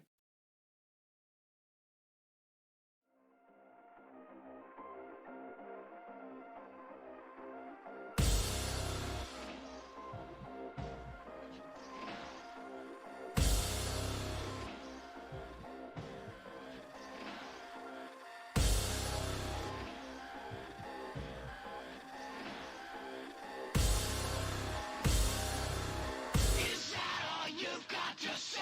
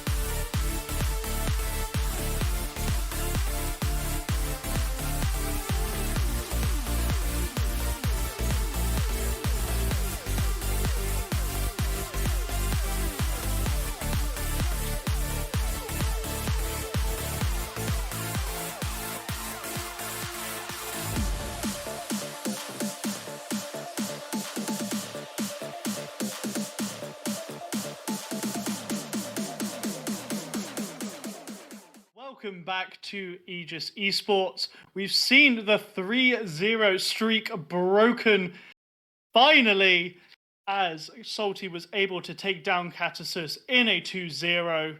Jace, what did you think of those games? That's sort of how I expected the last set to go. I Yep. sort of expect Katasis to kind of get beaten up there, but he snuck through the first one, wasn't able to sneak through the second one. And I think just showcasing a sort of dominating set from the side of uh names. Salty Simon just showcased how the lineups really went. And now we're moving in one set apiece into the third set. Yes, and now Marcus is stepping up to challenge Salty Simon. And what I'm noticing is there's also a Sundisk in his list, which means we might get some Sundisk versus Sundisk action. I don't want to see it personally. But I wonder if either will draw bans, as we're also seeing the fated list being run by Marcus even. And I always feel when I'm playing against fated, even though they only have one unit on board, it's still terrifying.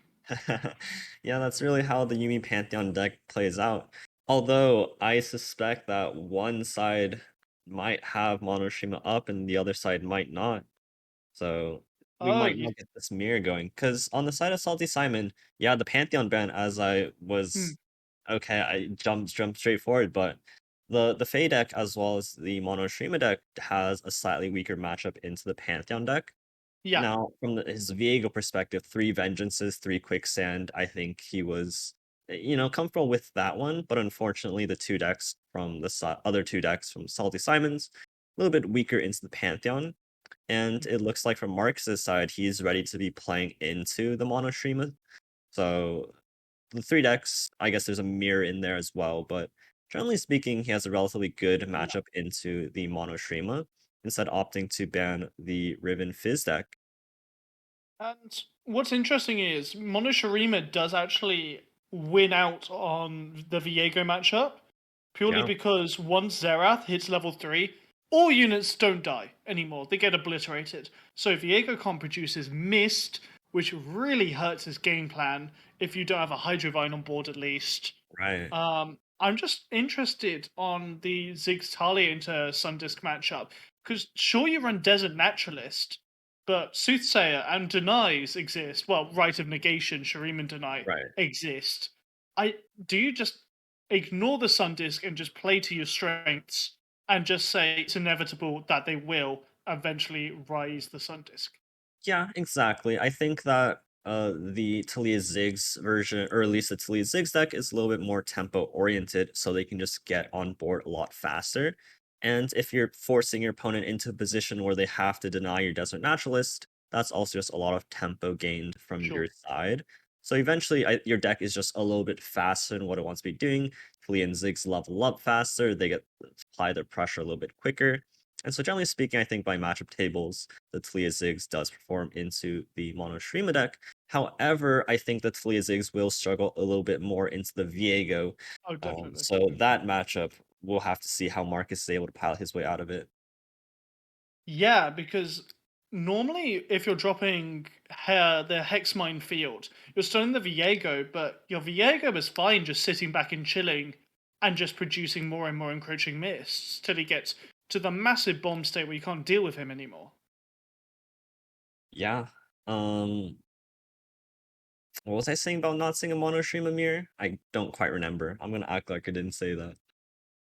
I think it's inevitable that we see it. I just Maybe feel, we dodge it. We do dodge oh, it. we do, So we'll but that see. means one of them will be playing Monoshirima next. So I no, I think we do actually see it, don't we? Unless one of them refuses to change game 2 and it's a 2-0. Yeah, we'll get there when we get there. Yeah, yeah. So for now, Salty Simon's hand is a little rough in this early game, but luckily Marcus does have that Rock Hopper, but it can instantly be Vile Feasted, so definitely going for the Unraveled Earth makes a lot of sense. Putting down those easy to destroy landmarks, and then the Ziggs! Can't play anything now, can you? Instant vengeance onto the Ziggs.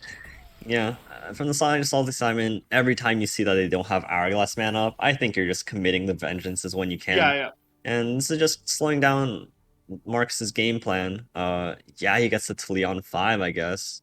But he probably wants to play out this Preservarium, and just a Leon Well, 5, it's not fast enough, but at some point, Salty Simon might need to commit this Viego into one of these Roiling Sands, and that might feel a little bit bad, but the Viego might be able to scale you fast enough.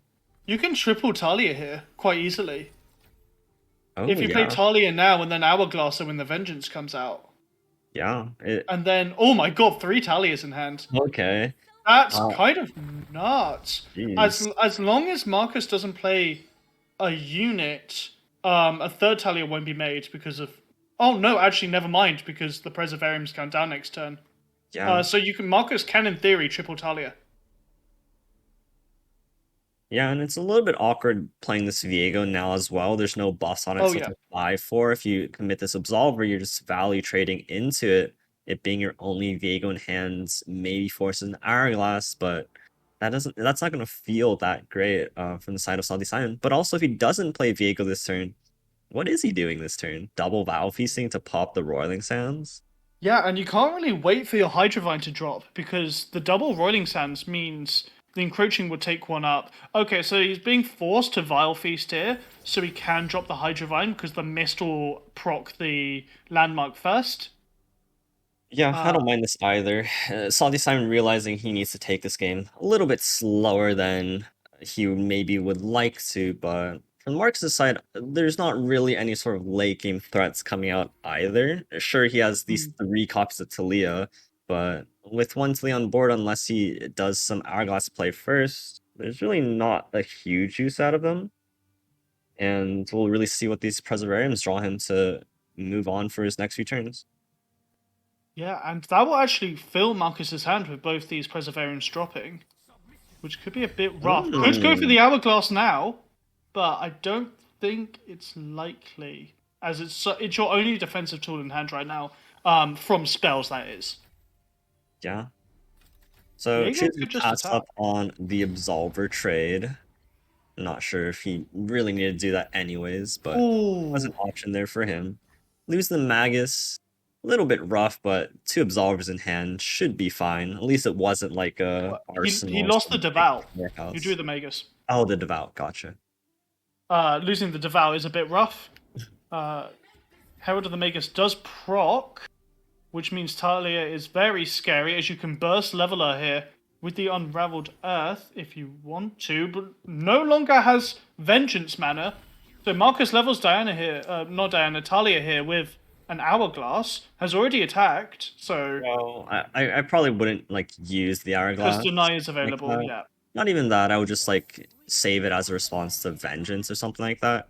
Because next turn you can still flip with either the rock hopper or the preservarium here, and then you're still challenging Viego and forcing on a response, whether it be a hourglass or a vengeance, and then you just get a little bit more flexibility there. So I really like the line Marcus is taking here. Yeah.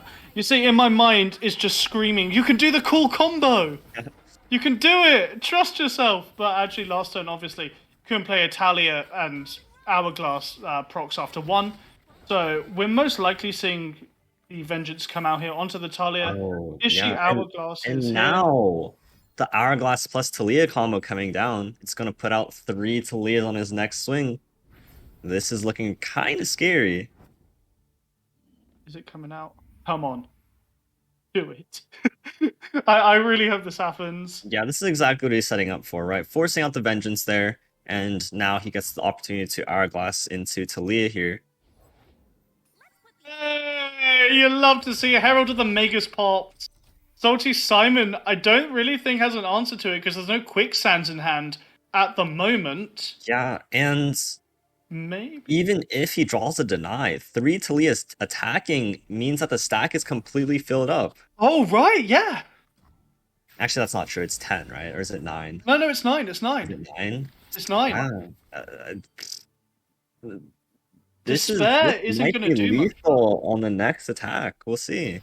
He needs to be able to flip this Viego, but I don't think he has enough. So, Despair can be used next turn by Salty Simon to at least kill one of the Talias, but that's 6 to face. That's a bit rough, especially with double Absolver in hand for Marcus. Pumping out a bit more mist. Oh boy, this is scary for Salty Simon. I don't think there's enough to level Viego, and if he tries to go No. for it, there is a quicksand to at least deny 4 points that level up progress. Maybe he ships one of these Viegos into one of the Talias. Despair, okay. Honestly, I wonder if you just jam an Absolver here to push 10 damage. uh, I don't Oh know. no, saving it for units next turn. That's fair. I was just thinking, it is a possible line. Yeah, but this Viego is still being threatened next turn. The only way to save this Viego is with an Hourglass. But if you are Hourglass in the Viego, you're letting all the damage go through. And Yeah. so choosing to take this moment to try to deal with the Talia's on board, but it gives Marcus the opportunity to, I would suspect, Absolver trade here. Oh, I think it's Quicksand. Oh, yeah, that's way better. Just keeping those Talias very healthy. You could top deck a Rite of Negation now, as there aren't 3 Talias. And that will be so powerful. I'm surprised he's not Glimpse Beyonding the Mist, to be honest. Oh no, he could do it now. And it'll be fine just pushing some damage onto the Talia. I really expected Glimpse Beyond here, just search for an answer. Yeah. Or like a quicksand. He needs some Yeah, or a response Quicksand. here. Oh, there's quicksand. Oh, Nice. and there's a Quicksand. Hey, that's handy. So the Viego's still, well.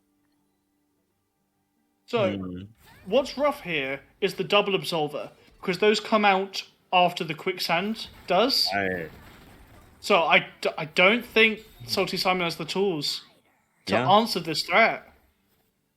I like this pull as well, forcing if you want to save the Viego without committing the Hourglass, you have to quicksand this Endless Devout. Oh But yeah. instead just to go for this. And I think Marcus is fine just kind of taking this. Oh, he's also going to commit the Hourglass as well. But now the double Absolver line gets to just really get in there, because now I can just give the Devout Overwhelm, and whatever damage it has is damage swishing through. I'm expecting, yeah, Absolver onto the Herald and then Overwhelm onto the Endless Devout.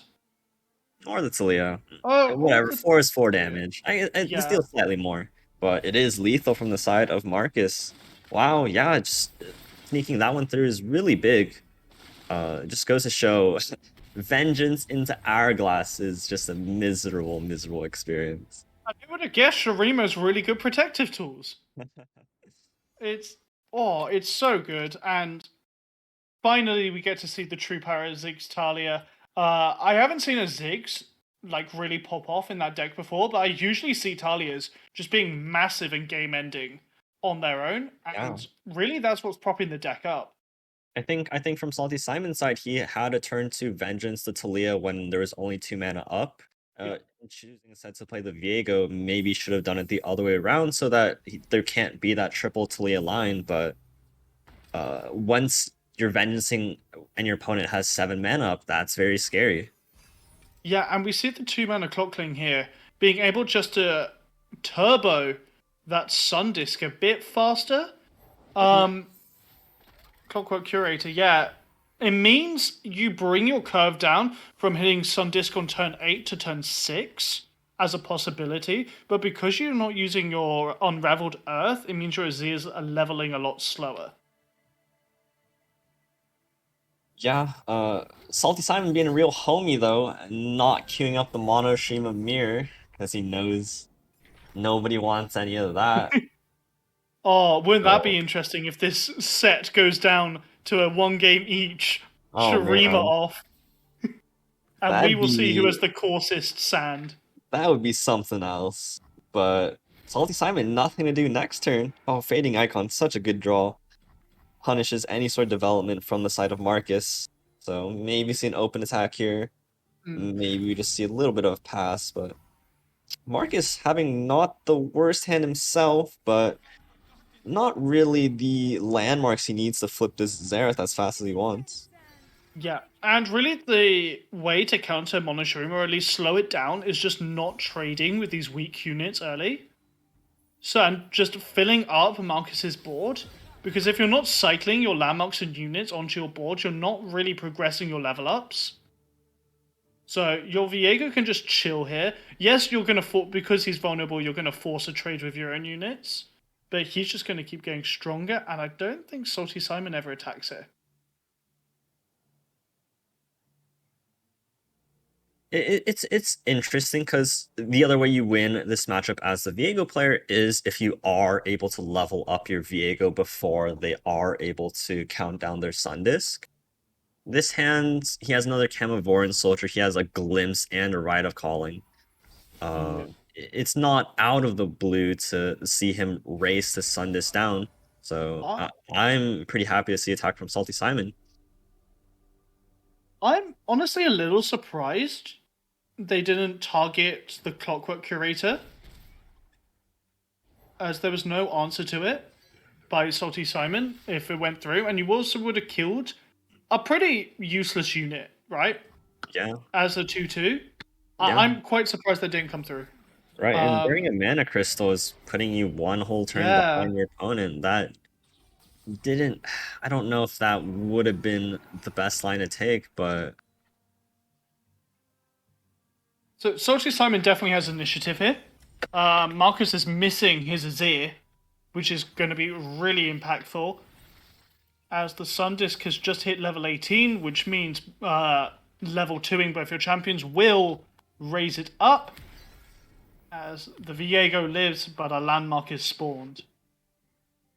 yeah. I like the quicksand there, so you're not forced to say Hourglass or have to deny this Rite of Arcane. Yeah, yeah. If you Hourglass your Viego, you're essentially slowing it down a little bit because it's not going to see any of your units die.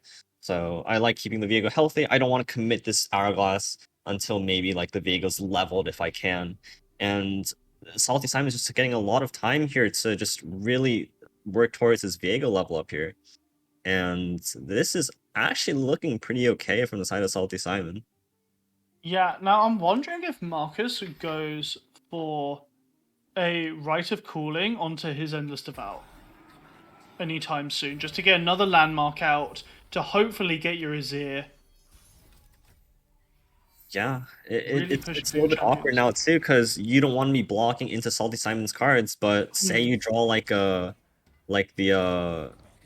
card that summons 2 Roiling Sands, all of a sudden if you don't have Yep. board space, that's gonna be a dead card in your hand. So you kind of have to just pick your poison, whether you want to help Viego level up faster or maybe give yourself a few extra outs to Hmm. find ways of speeding up your own game plan. And Salty Simon's happy to attack here with the Viego because now Viego, thanks to the mists, is out of Rite of Arcane range. Yeah. So you don't have to invest that Hourglass immediately. What's this, 7, 12? I'm pretty sure Viego's leveling this turn. You have a Glimpse. You have Vile Feast to kill a 3-1. You can Yeah, even Rite of Negation your own unit if you really want. I This is, don't think we'll get too drastic, but the mist spawns, and I think that should be enough. Definitely +8. yeah, there's the Glimpse. It's flipping your champion, your Xerath, and is gonna be And the obliterated Hydrovine. down start and the Hydrovine. So all the time and finding everything he needs, and Marcus game plan just a tad bit too slow. Not even a tad bit, too slow. Now, I'm wondering actually if you drop Hydrovine here, because double Rite of Arcane is possible. It won't be after this spell is cast. Oh, yes, it will be. What am I on about? So The mana crystal. just Does kill he your run, Cockling! does he run unworthy or something this deck? What's up with that? Yeah, it doesn't run Spirit Fire to stop these wide attacks. What's going on here?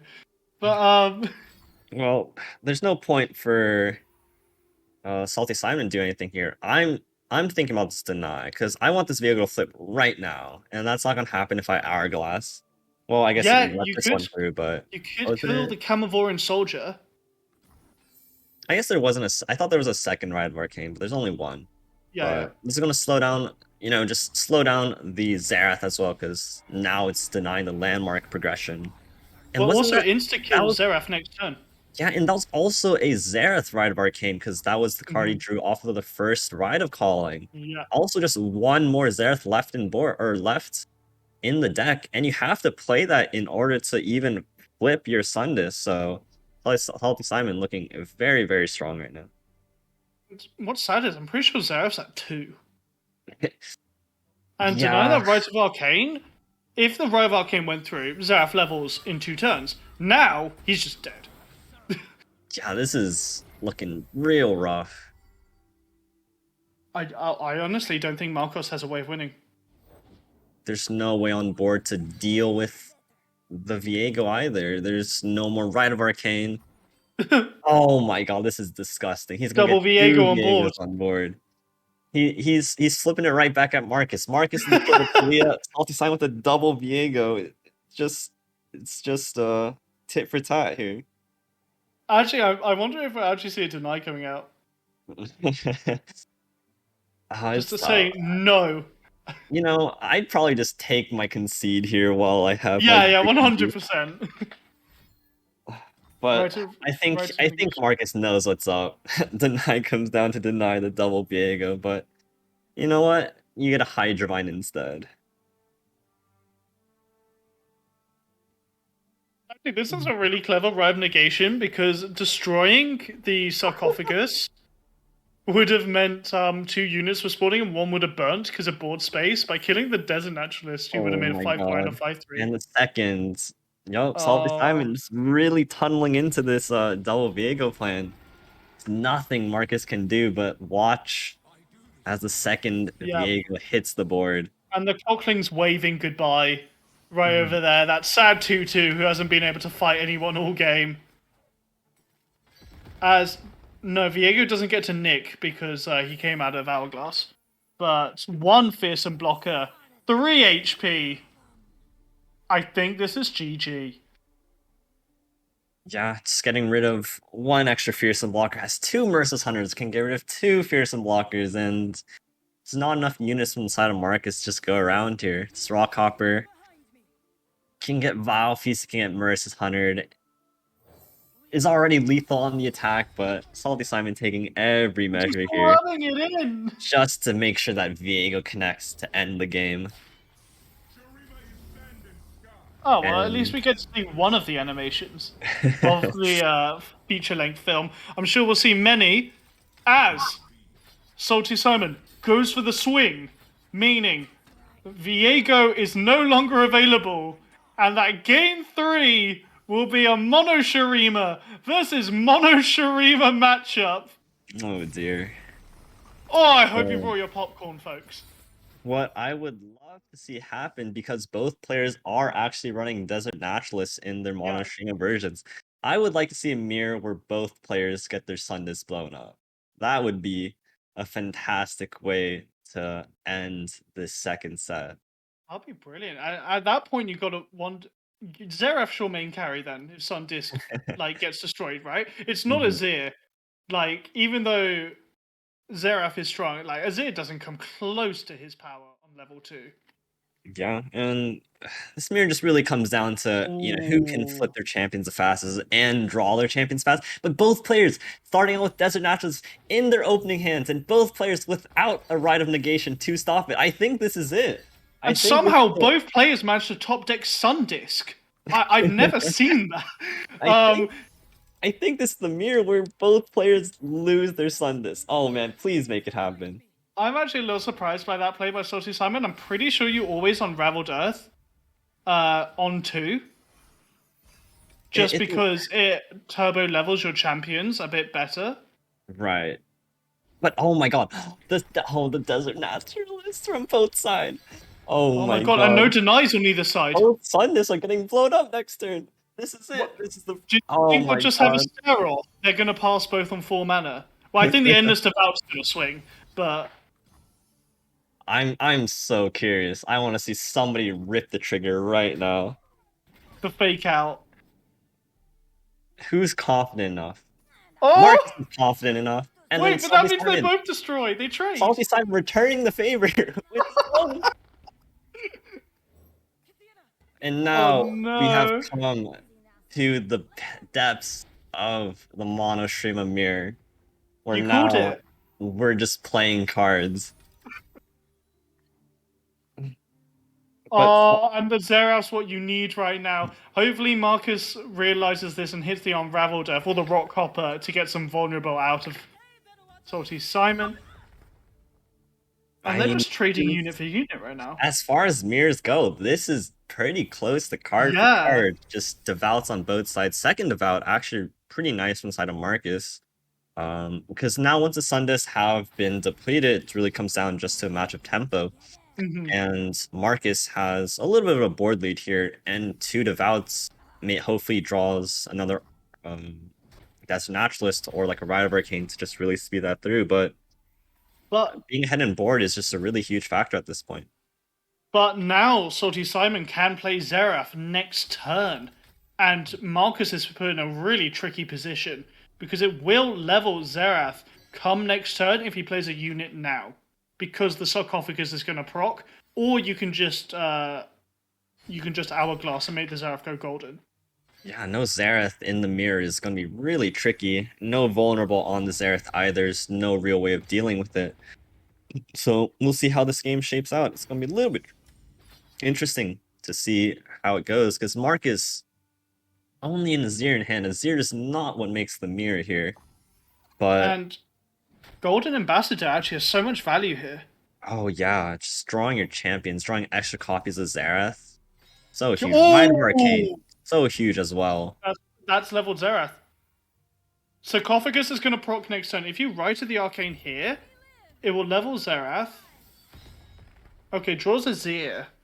But, yeah, if you Rite of the Arcane a unit here, Xerath will level, because you've destroyed one of your own landmarks for that.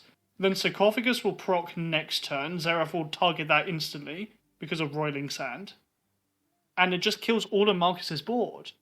Yeah, maybe so. But I think Salty Simon's also eyeing this hourglass on the far left, seeing how he can get two Zeraths onto board. Just waiting for the opportunity, waiting for Marcus to pre-commit that Rite of Arcane first, hoping that at that point he'll have the mana to get the second Zerath down. Drawing desperately, hourglass is not it. Oh. And yeah, Marcus is just being very unlucky. It's really whoever gets Xerath level the fastest in this matchup when both Sun Discs. Actually, I'm pretty sure when Sun Disc is still on the board, it's whoever gets Xerath level the fastest. Yeah.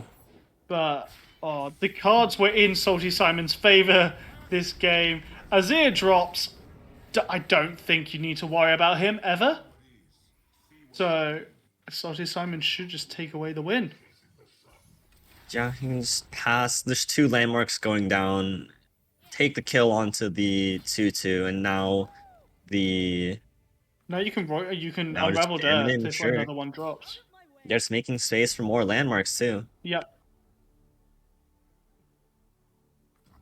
So if this full trade, you can drop Azir if you want to, and then just unraveled Earth.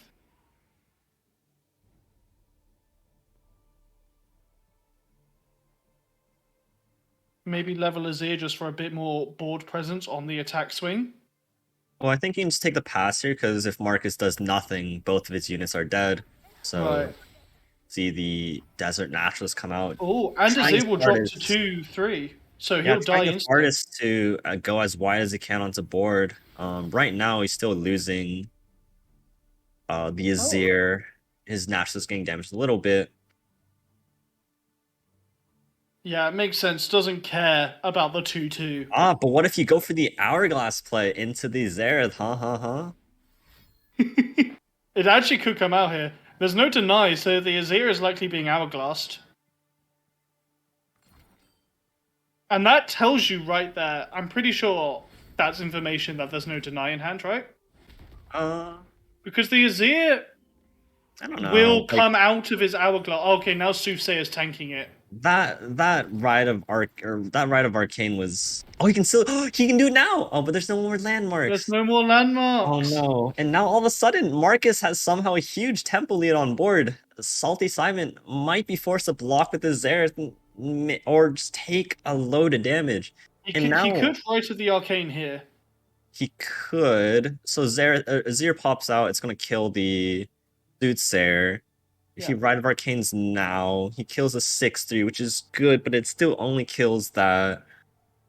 But I guess it's worth it. It's a lot of board pressure out of the way right now. Or you just play these Azir and you can block a bit as well. yeah. These 6-3s will drop to 5-3s next turn because they're only buffed up by the Azir on summon. Right. So there is a little bit less damage board wide, which is nice for Salty Simon. Just doing a bit of housekeeping right now, cleaning out Marcus's board. Can actually play the Rock Hopper as well, if he feels like he doesn't need that extra card in hand to bluff. Yeah, that's the issue with Zerath once he's level.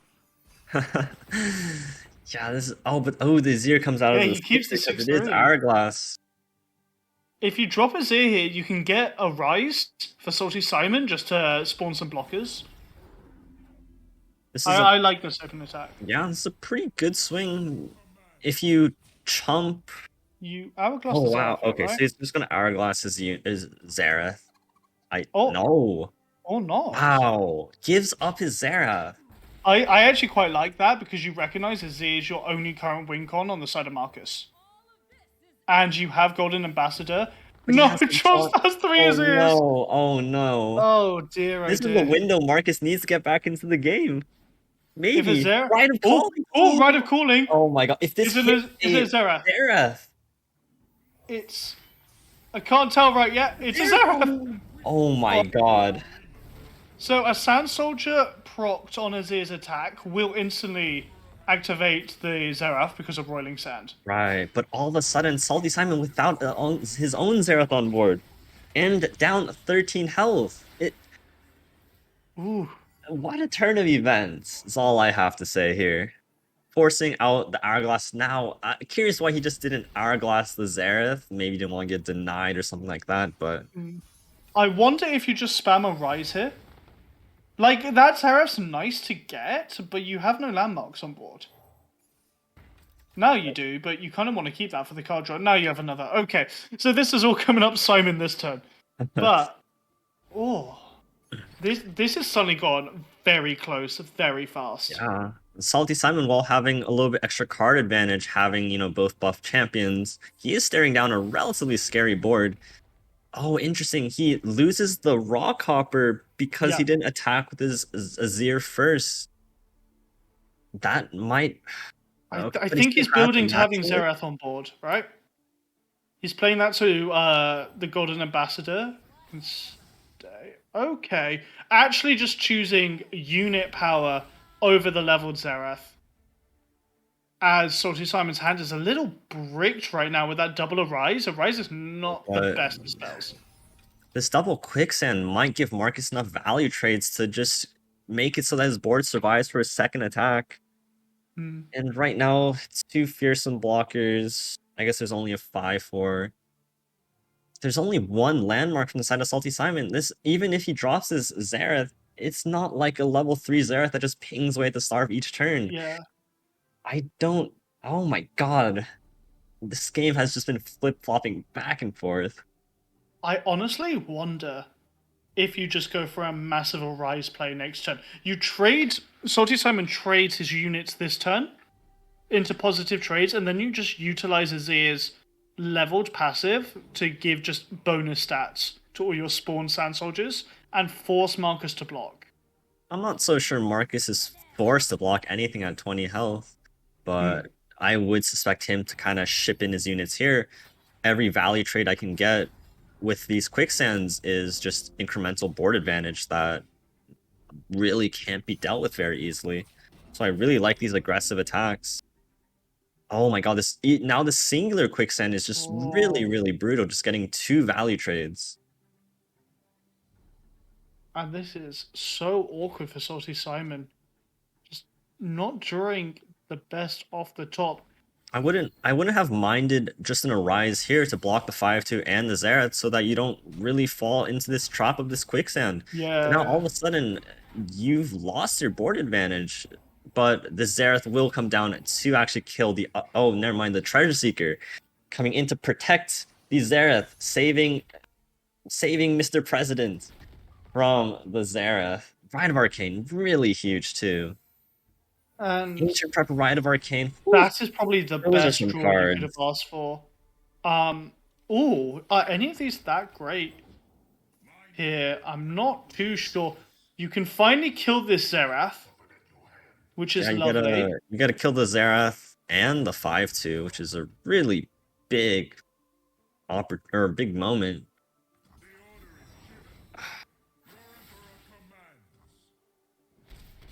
Yeah, Okay. that's pretty smart.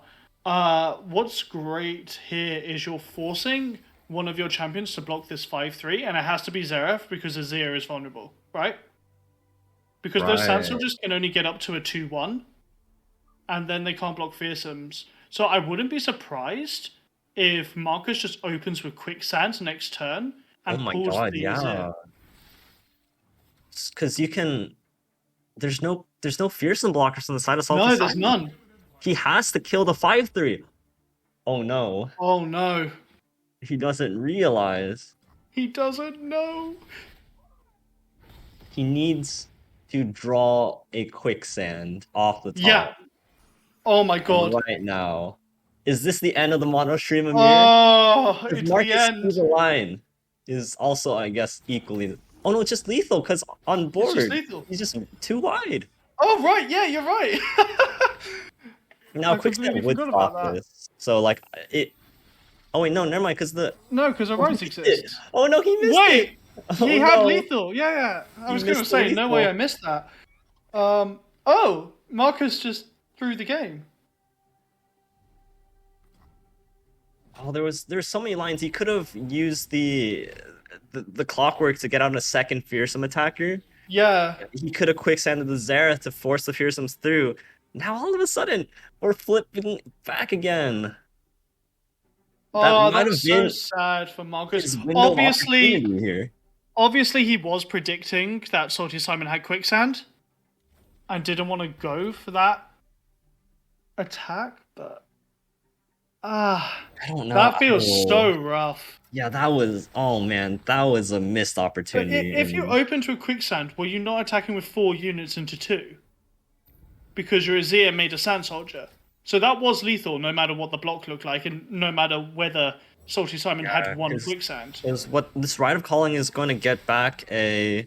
Well, I guess now he shuffled a Zir into his pool as well. If there's only Yeah. Xerath, that'd just really be a blowout. But if this Rite of Calling does hit another Xerath from the side of Salty Simon, he's just gonna blow up the rest of his board. Goodbye the 5-3 and goodbye Azir. That's gonna spell real fast end for Marcus here. And you're just right to the cooling the Sand Soldier here. Oh yeah. Right? Yeah. And then you just pray you hit Xerath. Oh, Hey! So, and I please think don't target the Azir here. That's all I'm asking. Just let him be. is there any out here for Marcus? There is actually. So, Wait, yeah. what? So Why? if you don't Wait, target why? the Azir, so no, okay. So if you don't target the Azir here, and you target the 5-3, Oh, the you're scared 2-2 about gets Azir pinged, and top then you deck. can get a rise. Well, no, Of because Azir's the weakest unit on board. No, Unless but he you're was afraid of this. 3-1. No, but Xerath's round. Oh, you're right. You're right. Yeah. My bad. So you could have left, if you left Azir open, there's a chance that they just the Marcus just burst fills his board with a rise. Fair And enough. you've lost. Oh my god, the Azir! Oh my god, not another one. Does Salty Simon just... Okay, but right. Marcus can do the He can block rise this. play. I don't know if that's enough. I I don't. think you just a rise, so you don't have to trade your Xerath, right? Or you just use your Xerath to kill Azir. But now the quicksand...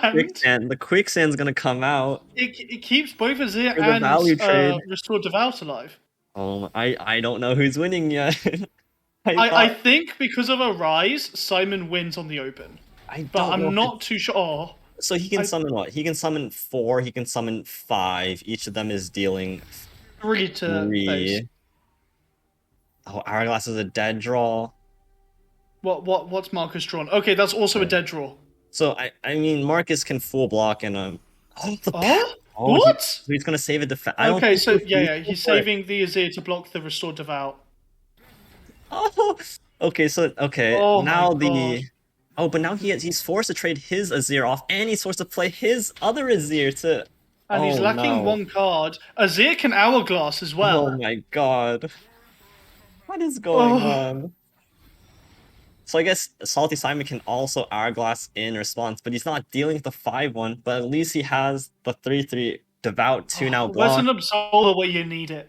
So we'll either maybe just see this go through, or we'll see both players commit to the Hourglass lines. I don't know what is correct here. Because of that 1 mana predict landmark, Marcus has such a good turn next. Yeah. Oh my god. Okay, so we're just gonna probably see them trade Hourglasses here, I suspect. Yeah. But now Marcus has an extra 5-1 on the board. And you're losing tempo having to play the 3-3. But now we're just in the same position as we were. But now there's no more second Azir in Salty Simon's hand to do that again. The 3-3 can be Rite of Arcaned. This determines Xerath Ambassador. The Ambassador is so insane. Do you ever go for the Ambassador just in case it hits Azir again? Well, actually, you want Azir because you want a wide board. Yeah, Azir is better for you. Well, I mean, it's a guaranteed Xerath proc next turn, right? I don't know. And it hits the Azir. Unless he misses Allegiance. But it looks like the Xerath, and it's a 6. Oh, Marcus clutching it in the end. I mean, we know that Marcus could have won turns ago, right? Salty Simon might have had a window to maybe sneak something through, but oh my god, what a reversal. What a reversal, back and forth. Oh, that was the Monoshima mirror I was looking for. That was some Legends of Runeterra. We live in a meta. Right. Well played, of course, to Marcus. Eventually closing out that boxing match of a mirror. I need a bit of a break. I don't know about you, Jace. So we're going to toss it through to just that. We'll be with you in a few more minutes to see Marcus versus a brand new opponent trying to claim the 3-1 victory. Don't go anywhere.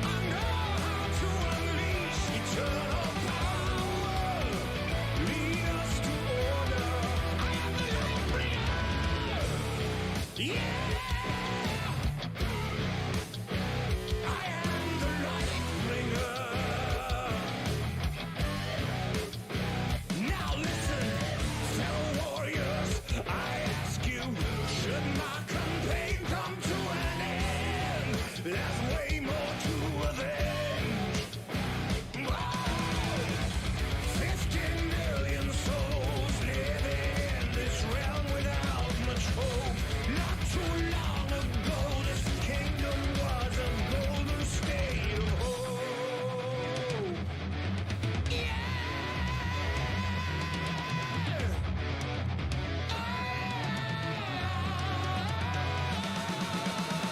Call down the reckoning to bring back hope and peace, restore our glory to live forever.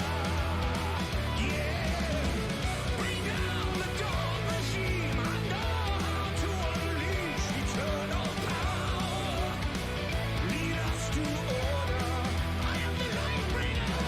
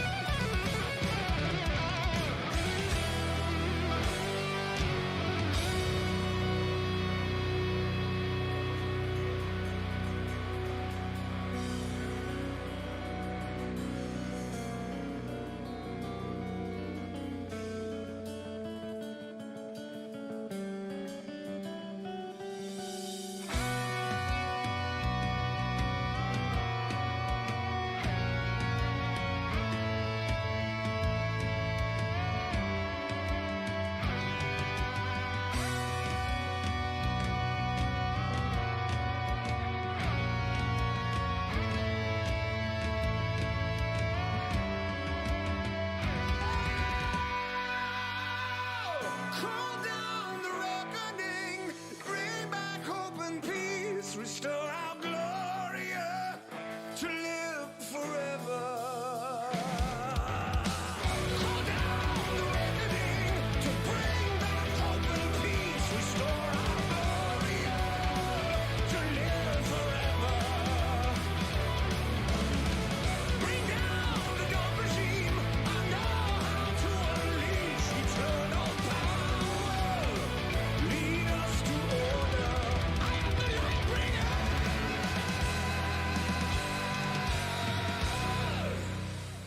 Welcome back to Aegis Esports.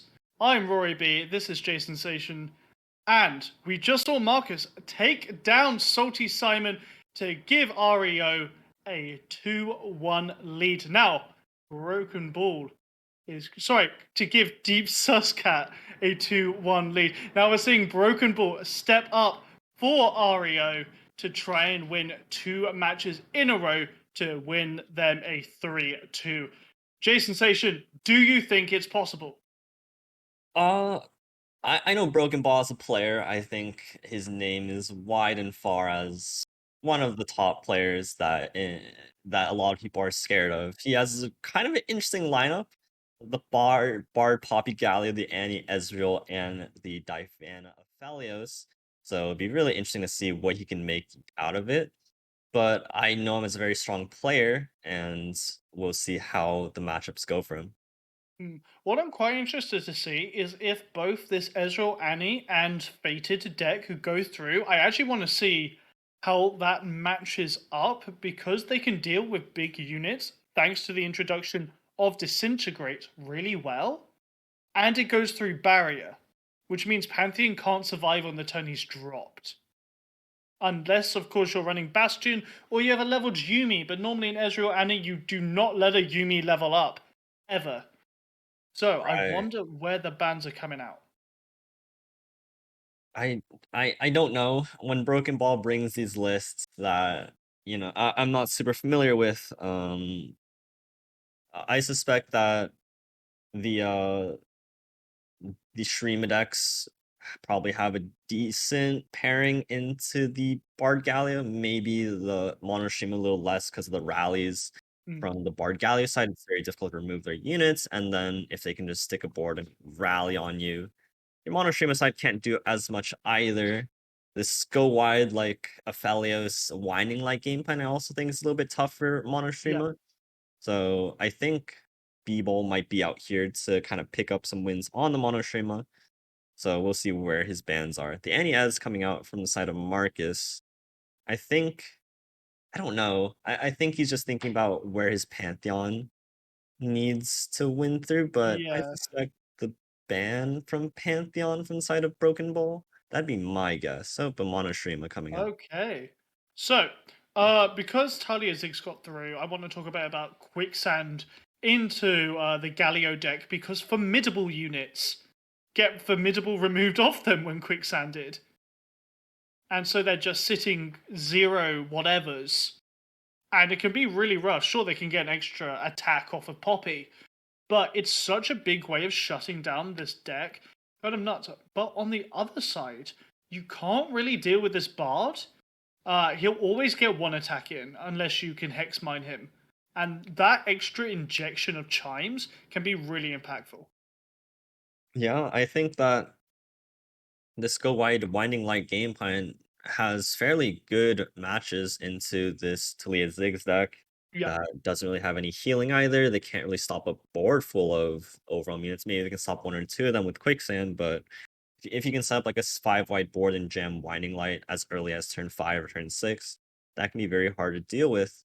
And I think him hoping that his 12 1-drops are enough to kind of skate through this Pantheon before it gets too late. So I'm interested to see where this Bard Galio versus the Pantheon matches up, because historically this Pantheon deck has always been up on other Demacia decks because it Yeah. is the biggest one, but maybe this Galio deck can go slightly bigger. So we'll see. Yeah, honestly. So, for those who don't understand why these three champions work so well together, Bard levels up off of both Poppy attack and Galio when he drops, giving the whole board +3/+3.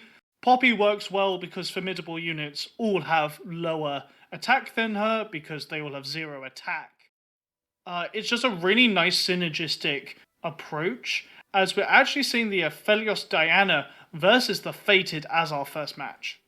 Oh man, Broken Ball's hand is absolutely insane. 3 1-drops and a Fading Memory. He can go 4 1-drop wide on turn 3 with the attack Yeah. token. This is looking quite old. Stygian! Oh, Oh my god. how does Marcus really deal with this? Because Absolutely Yumi disgusting. can't block fearsomes on her own, so you can't if you Oh my at a god. push you can't open play her. She'd have to block a Solari. Right. Mountain Go, it's really hard with just this only one blocker Oh, the that can deal fight with the is fearsomes. the fifth 1-drop here is absolutely cracked. Oh, and you don't want that concerted because you can't play that Oh till turn 4. no. Broken Ball with probably the best and most perfect hand you can ever think of against Pantheon. It's just about going wide. It's just about playing like Pirate Aggro. And there's nothing better than seeing a handful of 6 1-drops. Next turn, Soldier double Stygian. Marcus. I was actually It's, thinking, do we see Soldier here, then Stygian, Fading Memories to push an even wider fearsome board? Probably not. I don't really see too much a reason to do that. Maybe you Yeah. just go Soldier here, and then you fading the flight. That could also Oh, be for a more choice. draw, yeah. But Now either we have way, Fading Memories. I think he's going to save that for the Doom Beast, just to right. get some direct face burn. Second go's probably the best card Marcus could have been looking for. For Gets sure. to play a unit, keep one alive with a sharp sight, but he is going to be taking a lot of damage here. Can't stop the flight. I guess he could if he sharp sights into it, but he's going to be taking a lot of damage here. And then basically two Doom Beasts in hand from the side of Broken Ball. Yeah, and yeah, Broken Ball's just going all my deck, whack it on the board, hope for the best here. I think it's a guaranteed 10. Yeah, so you block one of the Stygians. You have to pretty much sharp sight. If you have no units with a Yumi in Yeah. hand, You block the 3/3 here, right? With it's gonna be a sharp sight, sad yeah. looking Yumi. Okay, so it's 8. It's 8, not 10. But I still, think that puts you at 9 on turn 3. I think there is consideration if you're going for the sharp sight play, which I really think you are. There might be a line to block the flight. Yeah. You're taking 1 extra damage, but you're denying them a card draw. Oh, and it's a Felios. Oh, Felios. A Felios giving Gravitum in this matchup where Marcus only has one unit, especially if he plays a Yumi onto it. Just this fading Doom into a Beast. Felios is so insane. So, Broken Ball just passes here and gets spell mana, or goes for the Doom Beast play this no. turn. Yeah. A Oh, Felios, Felios actually right for the Nightfall activator next turn. Yeah. I think you go for Gravitum here. Okay, goes for that, which Cataclysm is available, but I'm not sure how useful it actually Marcus is. can't give up his last unit. I was a little bit more. I guess this plays around like another unit, but against the Yumi, you definitely would have liked to have the Gravitum. Yeah. I guess it's just what Broken Ball is sort of reading, whether he has another unit or whether he has Yumi. But if this was a Gravitum, I think he's just winning next turn. But Is I- is there a discussion where you actually just play the Yumi open? Well, no, you can't because then you can't sharp sight this turn. Actually, yeah, never mind. Oh, the flight is such a nice pull. yeah, so this is fine because you can just save the Calibrum for like another unit and save the Wounded White Flame top deck, which I guess Is it forces out enough? either. So probably forces out a, I would guess, a Sharp Sight, And the Gravitum just means but the there's Gravitum one is unit left. huge. And I think that's just game on turn 5 attack. So this is what I would presume to be a Sharp. Oh, he only has 2 mana left too. Oh, Yeah, that's so rough. He has the Sharp Sight here. The Goat gets The Goat gets Gravitum. Gravidons. You're gonna trade that off. But Stygian plus the Gravitum. And you're forced to block the Stygian too, which gives them another card draw. I think you're forced to block the Stygian. That's 7 damage. Yeah, you're if you're forced to blocking the block Stygian. Wait, are you just dead? Hang on. Oh no, it's 9. It's 9. I'm bad at math. No, you're just dead. Yeah. Alright. Broken Ball! 6 Wow. one drops. Ooh, so. And Winding Lyle at the top. If turn 5 doesn't kill you, he was definitely killing on turn 7. Yeah, that's the perfect Wow. hand you're looking for into that Pantheon matchup where they just really struggle to go wide. Now, I think by matchup tables, like Pantheon's generally favored into the Nightfall, but that's exactly the hand as a Nightfall player you need to have in order to race them down. And I mean, Broken Ball, 12 one-drops, that's more than Pyre Dagger, and he draws all the ones he needs, so fair enough. And in the perfect order as well, which is also insane. So Broken Bull saw the mirror matchup last match and was just like, you know what, I'm going to win as fast as possible just to make up for that. This is actually a pretty nice hand for Broken Bull as well. Yeah, double Sculptor just But allows... actually, Marcus go. kind of has every tool he needs to get this fated going. Right. The And whatchamacallit, Saga the Seeker. White Flame plus Yeah. the Zenith Blade is really all you need to raise. However, because there is the Galio, because there are the buffs and the Sculptor as well, it's going to be a little bit harder to push damage through just because on side of Broken Ball, his units are actually decently chonky.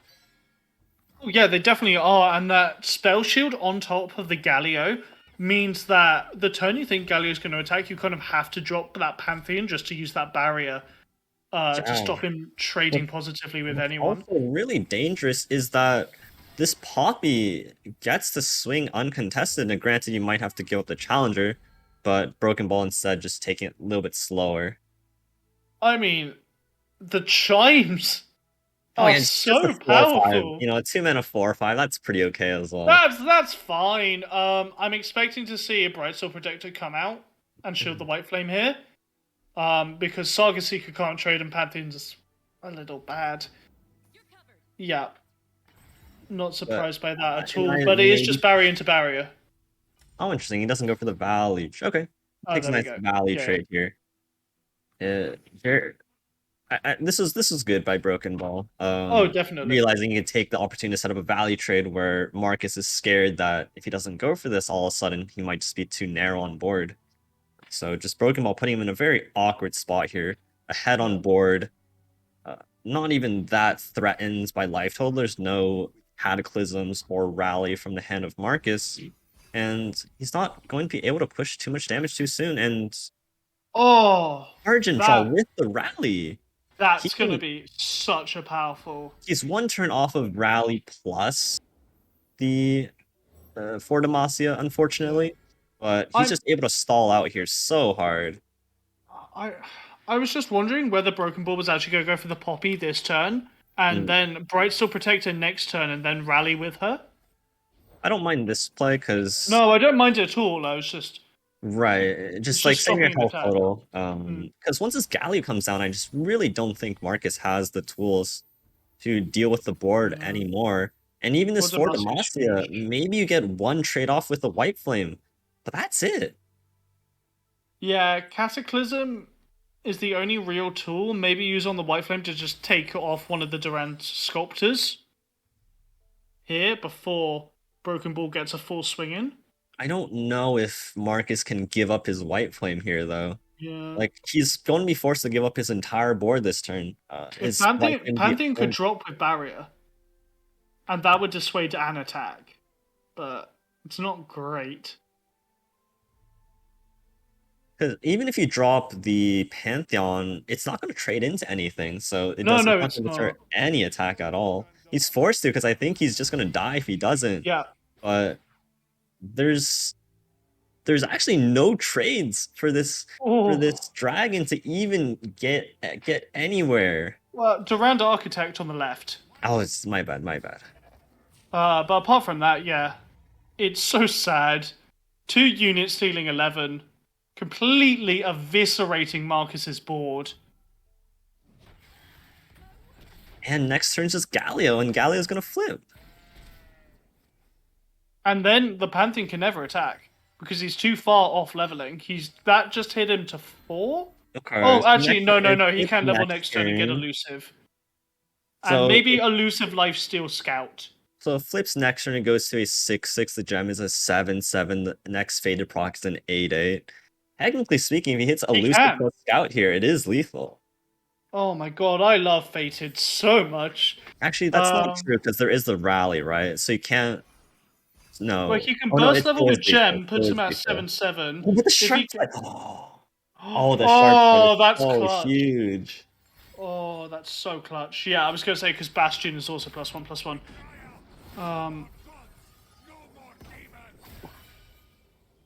Chances are he won't get elusive scout. He says, No, and there is yeah, no yeah, scout. not the best. Oh, Probably that is the rough. worst things you could have pulled a Fury regen here, as you are likely dying next turn. Yeah, that's really rough. Marcus needed something to roll him out of that one, but against the sharp sight from the side of Broken Bowl, I really don't think there was any way he was getting lethal through here. Yeah. And this is probably going Um. to spell the game. His Pantheon, or who'd Gallia is going to come down, probably leveled, and there's going to be 3 rallies next turn potentially from Broken Bowl if Marcus gets to see them all. Yeah, I was trying to do the maths to see whether blocking this and then Cataclysm with the Pantheon is lethal, but no, it's just too much high health. Those Durand Sculptures just came in clutch. Yeah, insane amount of pressure from the side of Broken Ball. This Pale Cascade gives another trade, but again, the Galio uncontested and I believe leveled up is interesting. Okay, fair enough. Just going for the value trades. Isn't Here, just isn't Galio just he just rallies this turn? yeah, Is he yeah. winning? No, it's not Just even winning. it's Well, not not through the winning, August but it here. means at the start of next turn you win. I would have just went for the Galio, but still doesn't really seem to make too big of a difference here. What's funny is if It's actually Sargassy could really roll, damn close. Sargassy could just dice to bird. Right, So but okay. This is I like this better. yeah, true, I do as well.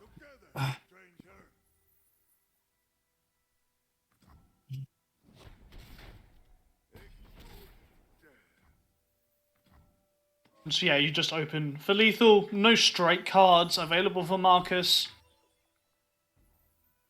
It's A clean 2-0 to Broken Ball, which means we're going to set 5 as REO is attempting to make the comeback. That concerted strike is not enough. The emotes come out. Yeah, what a dominating set by Broken Ball. Just getting super aggressive and exploiting the points of the Pantheon deck where it is really weak at, just not being able to go wide to contest. And just turn after turn, match after match, just countless pressure. The four Demasias, the Flights, and the Stygians. Just too much for the deck to handle and just rolling through it in 2 straight sets. Yep, and now that means Broken Ball versus Xtasio for the victory. Set All the 5. marbles. It's all on the line. And we'll start that just after the break. Goodbye.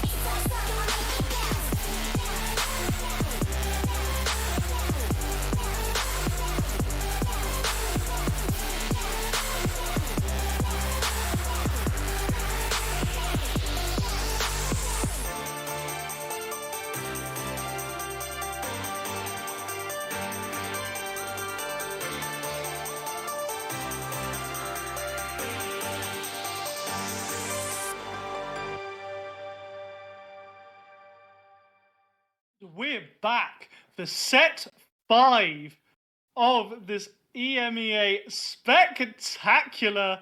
We're going to see Broken Ball against Xtasio. Jason Station, we're in for a banger, right? Surely we owed a banger. Yeah, we're down to the last and fifth and final set. So who can take it home for their team? Who is advancing to the next round and who will be going home in the first? Tune in to find out. Now, we saw Broken Ball. I'm going to be nice and say dismantle Marcus last game. Oh no, Just he wiped the floor. okay. Nothing on Marcus, but god damn did he just absolutely open with the nuts. Yeah, and hopefully we see maybe equal draws to really see where these decks shine. We didn't even get to see the Galio drop by Broken Bull, and that's such a linchpin of that deck as it is. Now, looking towards Xtasio, we got 2 decks here that we haven't seen play yet, and one of them is one of my favorites, and that's Discard Midrange.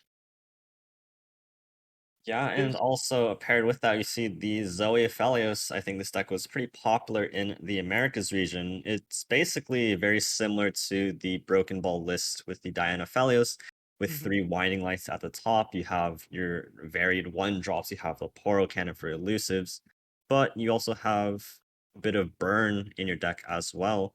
Oh, yeah. So, relatively speaking, from both players' lineups, these decks do pretty similar things at a very similar speed. So this could come down to a lot of very close matchups. And for the first time, to me, thinking, I think this is where, if you're Ecstasy, you do ban the Annie Ezreal. Because they kind of ruin your Zoe deck, they ruin your discard deck, because most discard units have 2 HP or less. So it's really easy for Annie Ezreal to bully you and pressure you so hard. Where actually we're seeing the Chime Demacia deck getting banned. Okay. Obviously, Xtasio watched last game and is a bit worried about what will And happen to him. then maybe okay, no, not what I was expecting at all. I Ooh, was somewhat expecting Demacia ban if they banned the PNZ Noxus deck from Extasio. yeah. Because from what I felt, the Demacia deck with the challenge and things like that can really pick off sort of these smaller go wide decks like the Hmm. Fizz Riven, Yeah. like the Zoe Aphelios. But this PNZ Noxus list with a lot of burn, I feel like can really race down this Ezreal Annie deck. It can go wide faster, it has burn as well, and into this Diana Aphelios deck, I'm not as sure, but they seem to be running very similar strategies. Yeah, and honestly, I'm not too surprised that Zoe Aphelios got banned because Broken Ball doesn't have that many answers to a super wide board of elusives. Maybe if he had Shurima teched into one of his decks, obviously not with these a completely different deck, like if he was running Viego Shurima, then those Poros, even when they're buffed by Winding Light, can be dealt with. But the one Diana with Challenger and a few copies of the Flight cannot deal with this many elusives, and that's really scary. Yeah, very interesting. Very excited for this final set to really unravel. First matchup, we have Broken Ball on the Diana Aphelios and Extasio on the Riven Fizz. We're not seeing the Riven Fizz get as good as a hand as we saw earlier. It's pretty close, but it doesn't perfectly curve out. And we're Oh, I seeing the don't know. We flight see once Fizz again. Papercraft Dragon on the side of Broken Bull. I really don't. There's no Hush. There's only the Moonlight Affliction. I'm not so sure they have a real succinct answer to this Fizz Papercraft when it comes down. And Extasio has some pretty decent early units to just help stall out the board for a bit. Yeah, and if that Moonlight Affliction isn't drawn, as I reminded everyone earlier, the Papercraft will still grant double attack, which is super scary. It means you can't even block into him. Sharpened Resolve is most Trinket likely trade. picked up. Yeah. Oh, Trinket Trade, okay, just for that cheap spell to get Fizz dodging Right. those And other the cool part spells. about Trinket Spell is it's basically two spells in one. It's a spell Right, yeah. itself, and you can manifest another spell that costs 3 or less, I believe. Yeah, Um, yeah, it's 3 or less. I was just thinking about the OTK. I slept on the right. fact that Trinket Trade's actually a pretty decent card. Especially Oh, the Moonlight Affliction Moonlight. is drawn. The one-off gets pulled So by Broken the Blade. unfortunate part about the Moonlight Affliction is that it doesn't remove the stats off of the Papercraft Dragon, Yeah. and they can just reapply Might. But this Diana is so huge. If they are able to open an attack and kill this Fizz before Extasio can get the Papercraft down, that might be enough to slow down the game. But even if they papercraft onto like the conchologist, it's still the same story. They can just Oh double yeah. might and push through this one silence. And remember, Trinket Trade can pull Wallop and other defensive spells like Sharpened Resolve, which oh no, Well, Sharpened yes, Resolve is a but 2/1, so it wouldn't do that. But yeah, pulling a Wallop would be insane here. Viz just pushing a bit more damage, making use of the mana available there.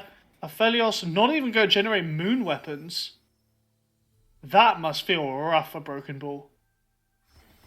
yeah, interesting. I guess there just really was no other curve for it. You can't pass here. Maybe even Yeah. Pale just a cycle card. But I suspect Diana coming down with a Can you Pale pale Cascade. without? Can you pale without a unit to target? No. No. But this Diana coming down with the Pale Cascade does mean he has a way to answer the Fizz. Extasio realizing that does not preemptively choose to Papercraft onto the Fizz. But is that enough? With double Well, might in hand, is that still lethal? yeah, Papercraft wouldn't be the play here by Extasio purely because Pale Cascade exists. So no matter how much bonus off you I give think Fizz, Extasio can still go for this Papercraft even onto this Conchologist and just set up for a double might lethal through this one of Moonlight Affliction. that's so dumb if this works. But It's yeah, worth the 7, it's 14. Broken Ball -2 has because 3 to overwhelm. block, but there Oh yeah, is also the Pale Cascade. Yumi projectile spell. Double Pale Cascade can give 2 extra health. Oh, 1 HP unit is not what you're looking for here on the side of Broken Ball. Oh, also there's the rally, right? There's the start and open attack from Ruined Reckoner. Right, but you still have to double might this turn through the Oh, yeah, yeah. You're right, you're Moonlight. right. So the Moonlight comes out, but the second might into the projectile is, I think that's lethal even through Aphelios plus double Pale Cascade. It would So it goes to 7, it overwhelm. goes to 8. He has 5, 16 over 16. 5 It's plus yeah, 1. It's it's exactly lethal. double pale. It's It's plus exactly lethal 2. through It's double exactly pale with lethal the still. Yeah, yeah. projectile. Looking for an answer, There is no which he answer. cannot find. Oh, this is really smart, but it doesn't matter because the projectile is fast speed. What a really insane Oh, yeah, play. yeah. But Broken Ball very smartly using the Pale Cascade first, knowing that if he's alive for this turn, maybe that's enough to swing things around. Both 2 mites and the projectile in stack, it just doesn't make a difference here. Oh, I hecking love attach units. Attach is a fair and balanced mechanic. Extasio with the Heimer. And another turn 6 lethal from the deck. Not Oh, even on Fizz, not even on Riven. Just this Conchologist coming in and bashing Aphelios in the dome. wow. And we're seeing fast games at the back end of today, right? Broken Yeah. Ball completely rushed through set 4, and now we're seeing Broken Ball get rushed on. You could say Broken Ball drew pretty poorly, didn't draw many 1-drops that he was looking for to apply that early pressure. It became really rough, but honestly, Yeah. Overwhelm plus double attack is super strong, and it will always stay that way. Also, the flights leaving the board Oh, gave yeah. Extasio the opportunity just to set up really good open attacks to push a lot of damage. So definitely a very good way to sort of abuse that. So, we're looking at this Annie Ezreal deck. For those who haven't been introduced to this deck, basically what it's all about is using your spider stuns to prevent a lot of attack coming towards you and buying time to level your Ezreal and also to get your tie bulk out. Once you can do that, you have so much face damage plus the leveled Ezreal you can just completely wipe the game, and in one round you can easily just do 12 damage to face. Yeah, both players having pretty good hands in their respective matchups. Extasio having what is pretty damn good with the double Risen Rider. Yeah. But unfortunately, Broken Ball has the answer. You can stun one of them with the Spell Slinger, and then a Mystic Shot answers the other one. So Broken Ball really able to slow things down, especially against a double Fearsome Opener that a lot of decks just really struggle and have a hard time with. But I think Broken that's one Ball of able to, the best openers you can get yeah, in this deck. yeah, and this is going to slow down the game a lot for Broken Ball. Now, he did have to spend quite a few resources to do so, and there's still Fearsome left on board that Yeah. he honestly can't really deal with the greatest. You can now. He can now, but Extasio still has plenty of value. Draven next turn, Farron coming down in a future turns. Still looking quite good. A lot of development left from the side of Extasio, but not as much to do from Broken Ball side. So pitching the Static Shock here, really nicely setting up the Risen Rider for the Blade's Edge or the Flock or anything like that is just a really good setup. Remember, Draven is so likely to drop just to create that axe next turn, and then the Spellslinger just comes out to answer it. Yeah, and another Static Shock also just really good, especially if Extasio wants to go wide with these Poros. The Static Shock, I guess he can't static with the Spell Slinger, so he has a little bit of a question he needs to ask himself here. But if Extasio decides to go for this open attack, the Static Shock plus this Blade that just answers the board cleanly. Yeah. Really nice patience. Not worry. Well, I don't think they run the strongest ally lives if discarded card in this deck. There is one. There's Top one, Protector, yeah. but it's not in hand. I think very critically when you're looking at this matchup against this Scion deck, there are no real protection cards. So if you Mystic Shot a unit at 2 health, 99% of the time it is dying. Oh, so definitely. there's no real way to actually protect your units. All of a sudden, Extasio needing to find a little bit extra cards to play on curve. He has the Farron, the Boon Boon, excellent pickup here, but Ooh, Song Spinner could be really nice here. Just generating so many free cards. Most of them will be targeted. So you can help push Ezreal's level and save your board a little. the unfortunate part about Broken Bull's play on the past turn when he used both Static and the Blade's Edge is he's lacking a few cards to actually use on his Disintegrates, at least fast spell wise. So he needs to find a few more cards, and maybe the Song Spinner is able to provide that. Because right now, Fearsome, at least he has a stun card, but eventually he's going to run out of ways of dealing with Fearsome units, and he doesn't have enough procs for the Disintegrates right now. I wouldn't be surprised if Song Spinner gets used it. Yeah. Notify is just really nice. Iterative as well. I wonder what he chose there. Purify stops in the it stops the last or breath. the last breath as well.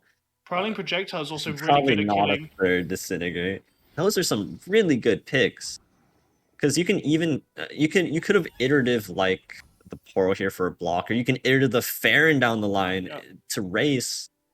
You can projectile now to kill a Poro. There's just so many options, and that was a really good pickup from Broken Ball. And with Projectile, because of the +1 attack, you can now block into the Sum Dredger without having to use a spell on the top. Yeah, that's true. Extasio just not attacking with the Sum Dredger either, seemingly knowing there was a way. Keeping it back. So those who don't regularly use Song Spinner, it has been taking over a bit in certain Ezreal and Jace related decks, but the spells you create on the turn you play it cost 0. and they're all 2-mana spells. After your turn, they go back to 2 mana. Still really nice. Broken Ball not thinking he immediately needs them. So happy to take the extra cost on top of that. Also, Piltover and Tellstones can get you Progress Day, which is so good when you're a deck like Ezreal Annie, where you have to keep spamming multiple spells to keep your board alive. Right. It's a little bit hard to sneak it through when your opponent can just drop a Farron on his other Oh, side. yeah, definitely. But you do have an answer to Farron. But now, looking at Extasio's hand, he has 8, 10, 13 burn in hand. Woohoo! He only needs 4 more to really just get there, and he doesn't need to push a single more point of damage. Also, he can just develop these Poros and just get that chip in that he needs to end the game. Yeah, definitely. I wonder if he goes for the summoned Reborn Grenadier, just for an extra unit on board to push some more damage. Yeah, it really depends on how Broken Ball wants to navigate this turn.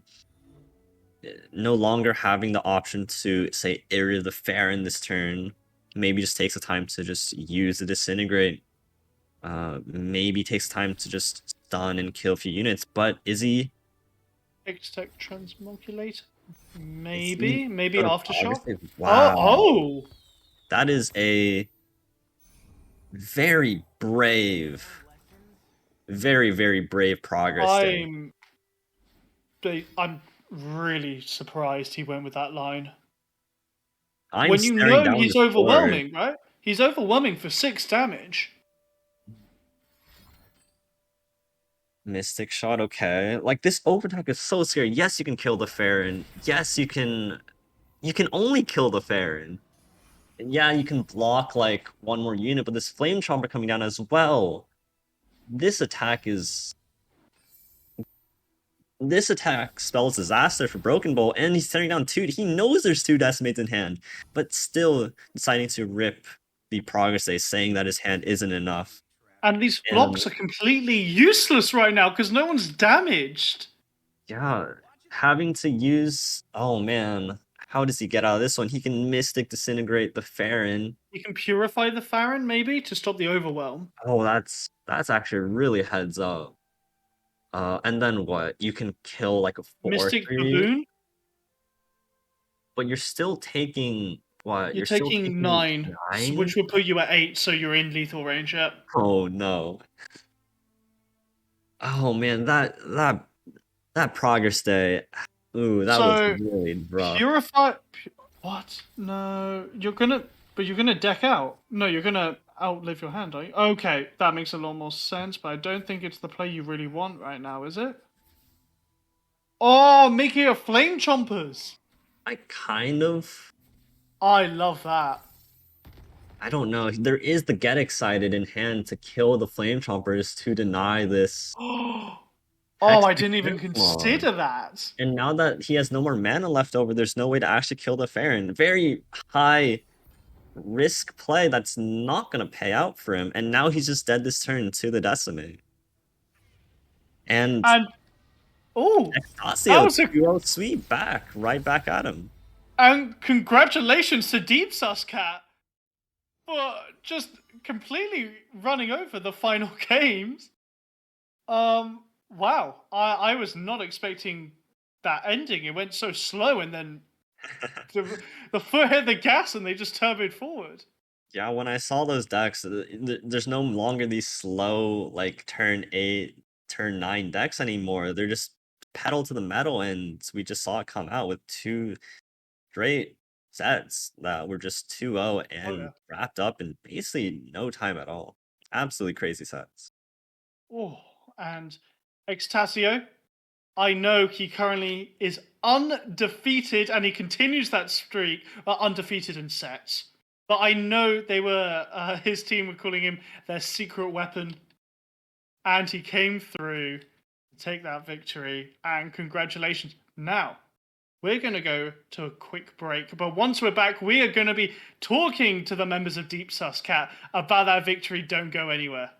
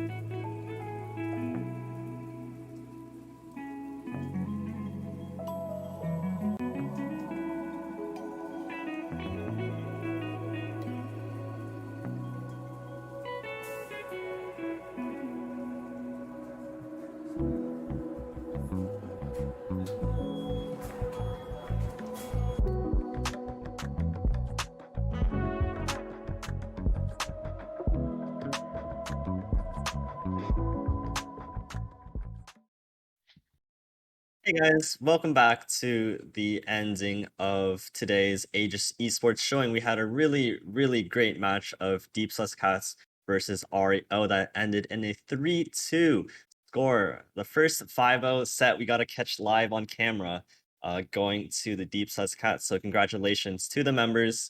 Sorry, I need to pull your names real fast. Marcus, Extasio, and Katasis. Congratulations, everybody. Thank you, Thank man. you. I So, called it fine. As I said, we are gonna win. Yeah, the real area one.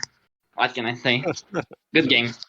good games, as you said. So I just have a few questions we want to run through, you guys. But again, congratulations. How does it feel to make it all the way to the semis? It seems you guys are pretty confident rocking in, saying you're gonna win and all. How did it really come that down, and how did you guys feel about your sets? To be honest, it's better than I expected. When I initially contacted Catasis and Extasio for this league, I was like, yeah, it would be nice if we could make top cut. Maybe we can beat another team if we get lucky. But suddenly we're in top 4, and I'm like, huh? What's Yeah, going no, on? We're but supposed to be washed. No, but I've got to say that's only Marcus that think that way. Every time he said some bullshit like that, I was saying like, dude, like, what are you talking about? We're we are easily one of the best teams in the league. Like, Yeah, Marcus I acting don't know. all I didn't even comfortable wanna with play this. I thought I'm gonna be a sub. no, I was going to be the sub. Yeah. So, fellas, you're saying some of you are saying you're surprised you came this far.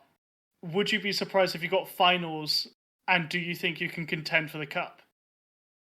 I mean, after beating Rio, like the rest of the teams are free, so yeah, of course. Yeah, I agree.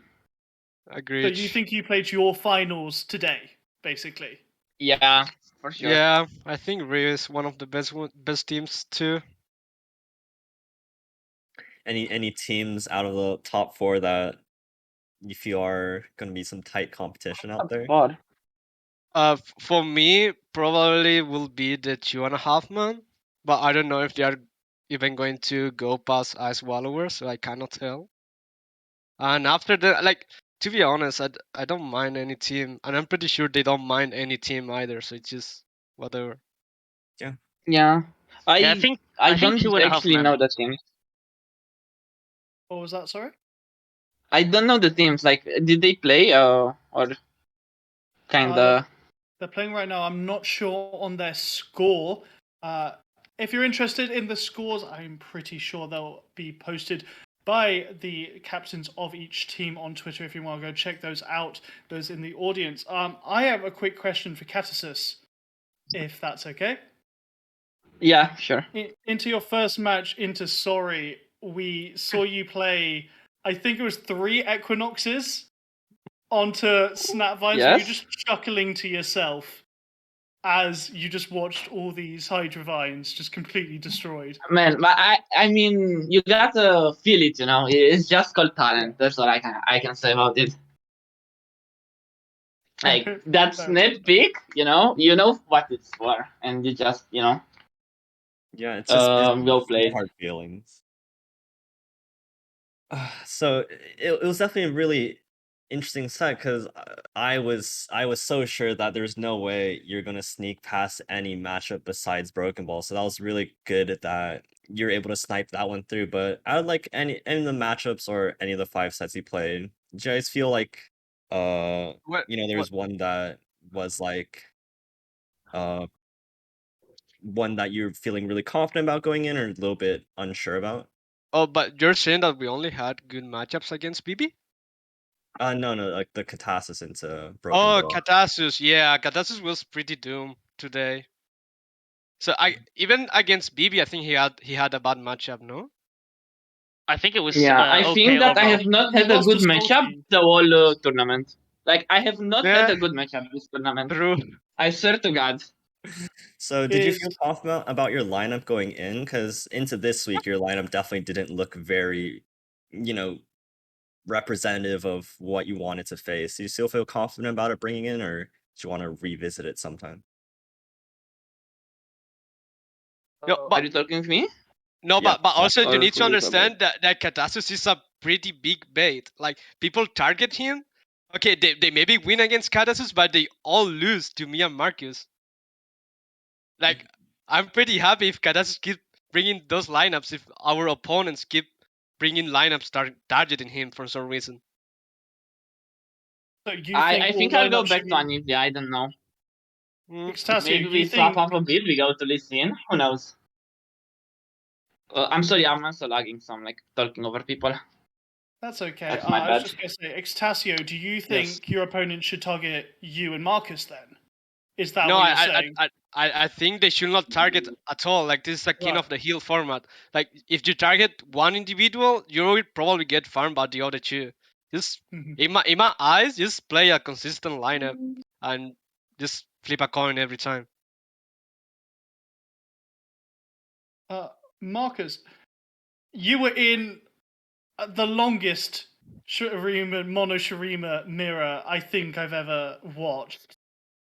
What was going through your head once you hit about turn 15?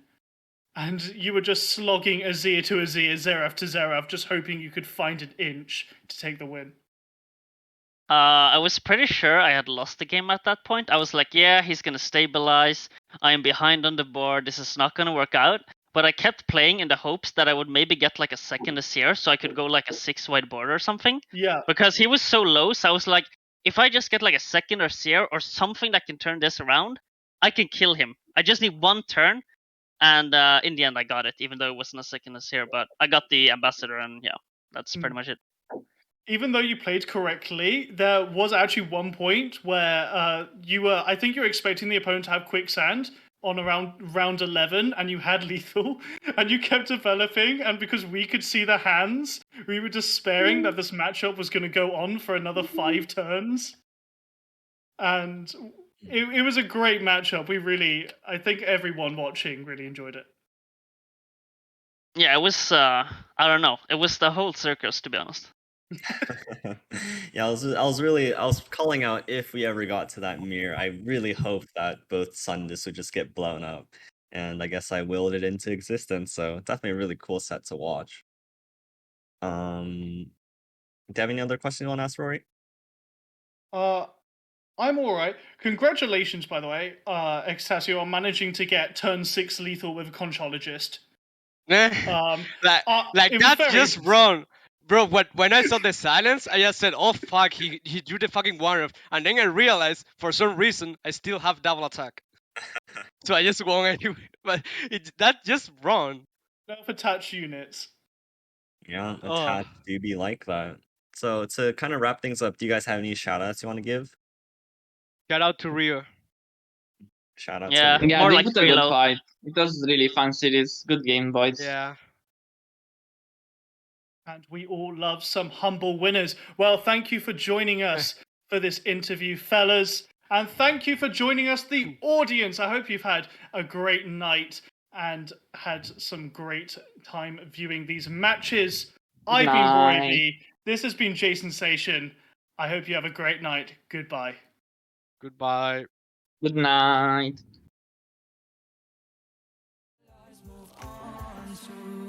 Nirvana.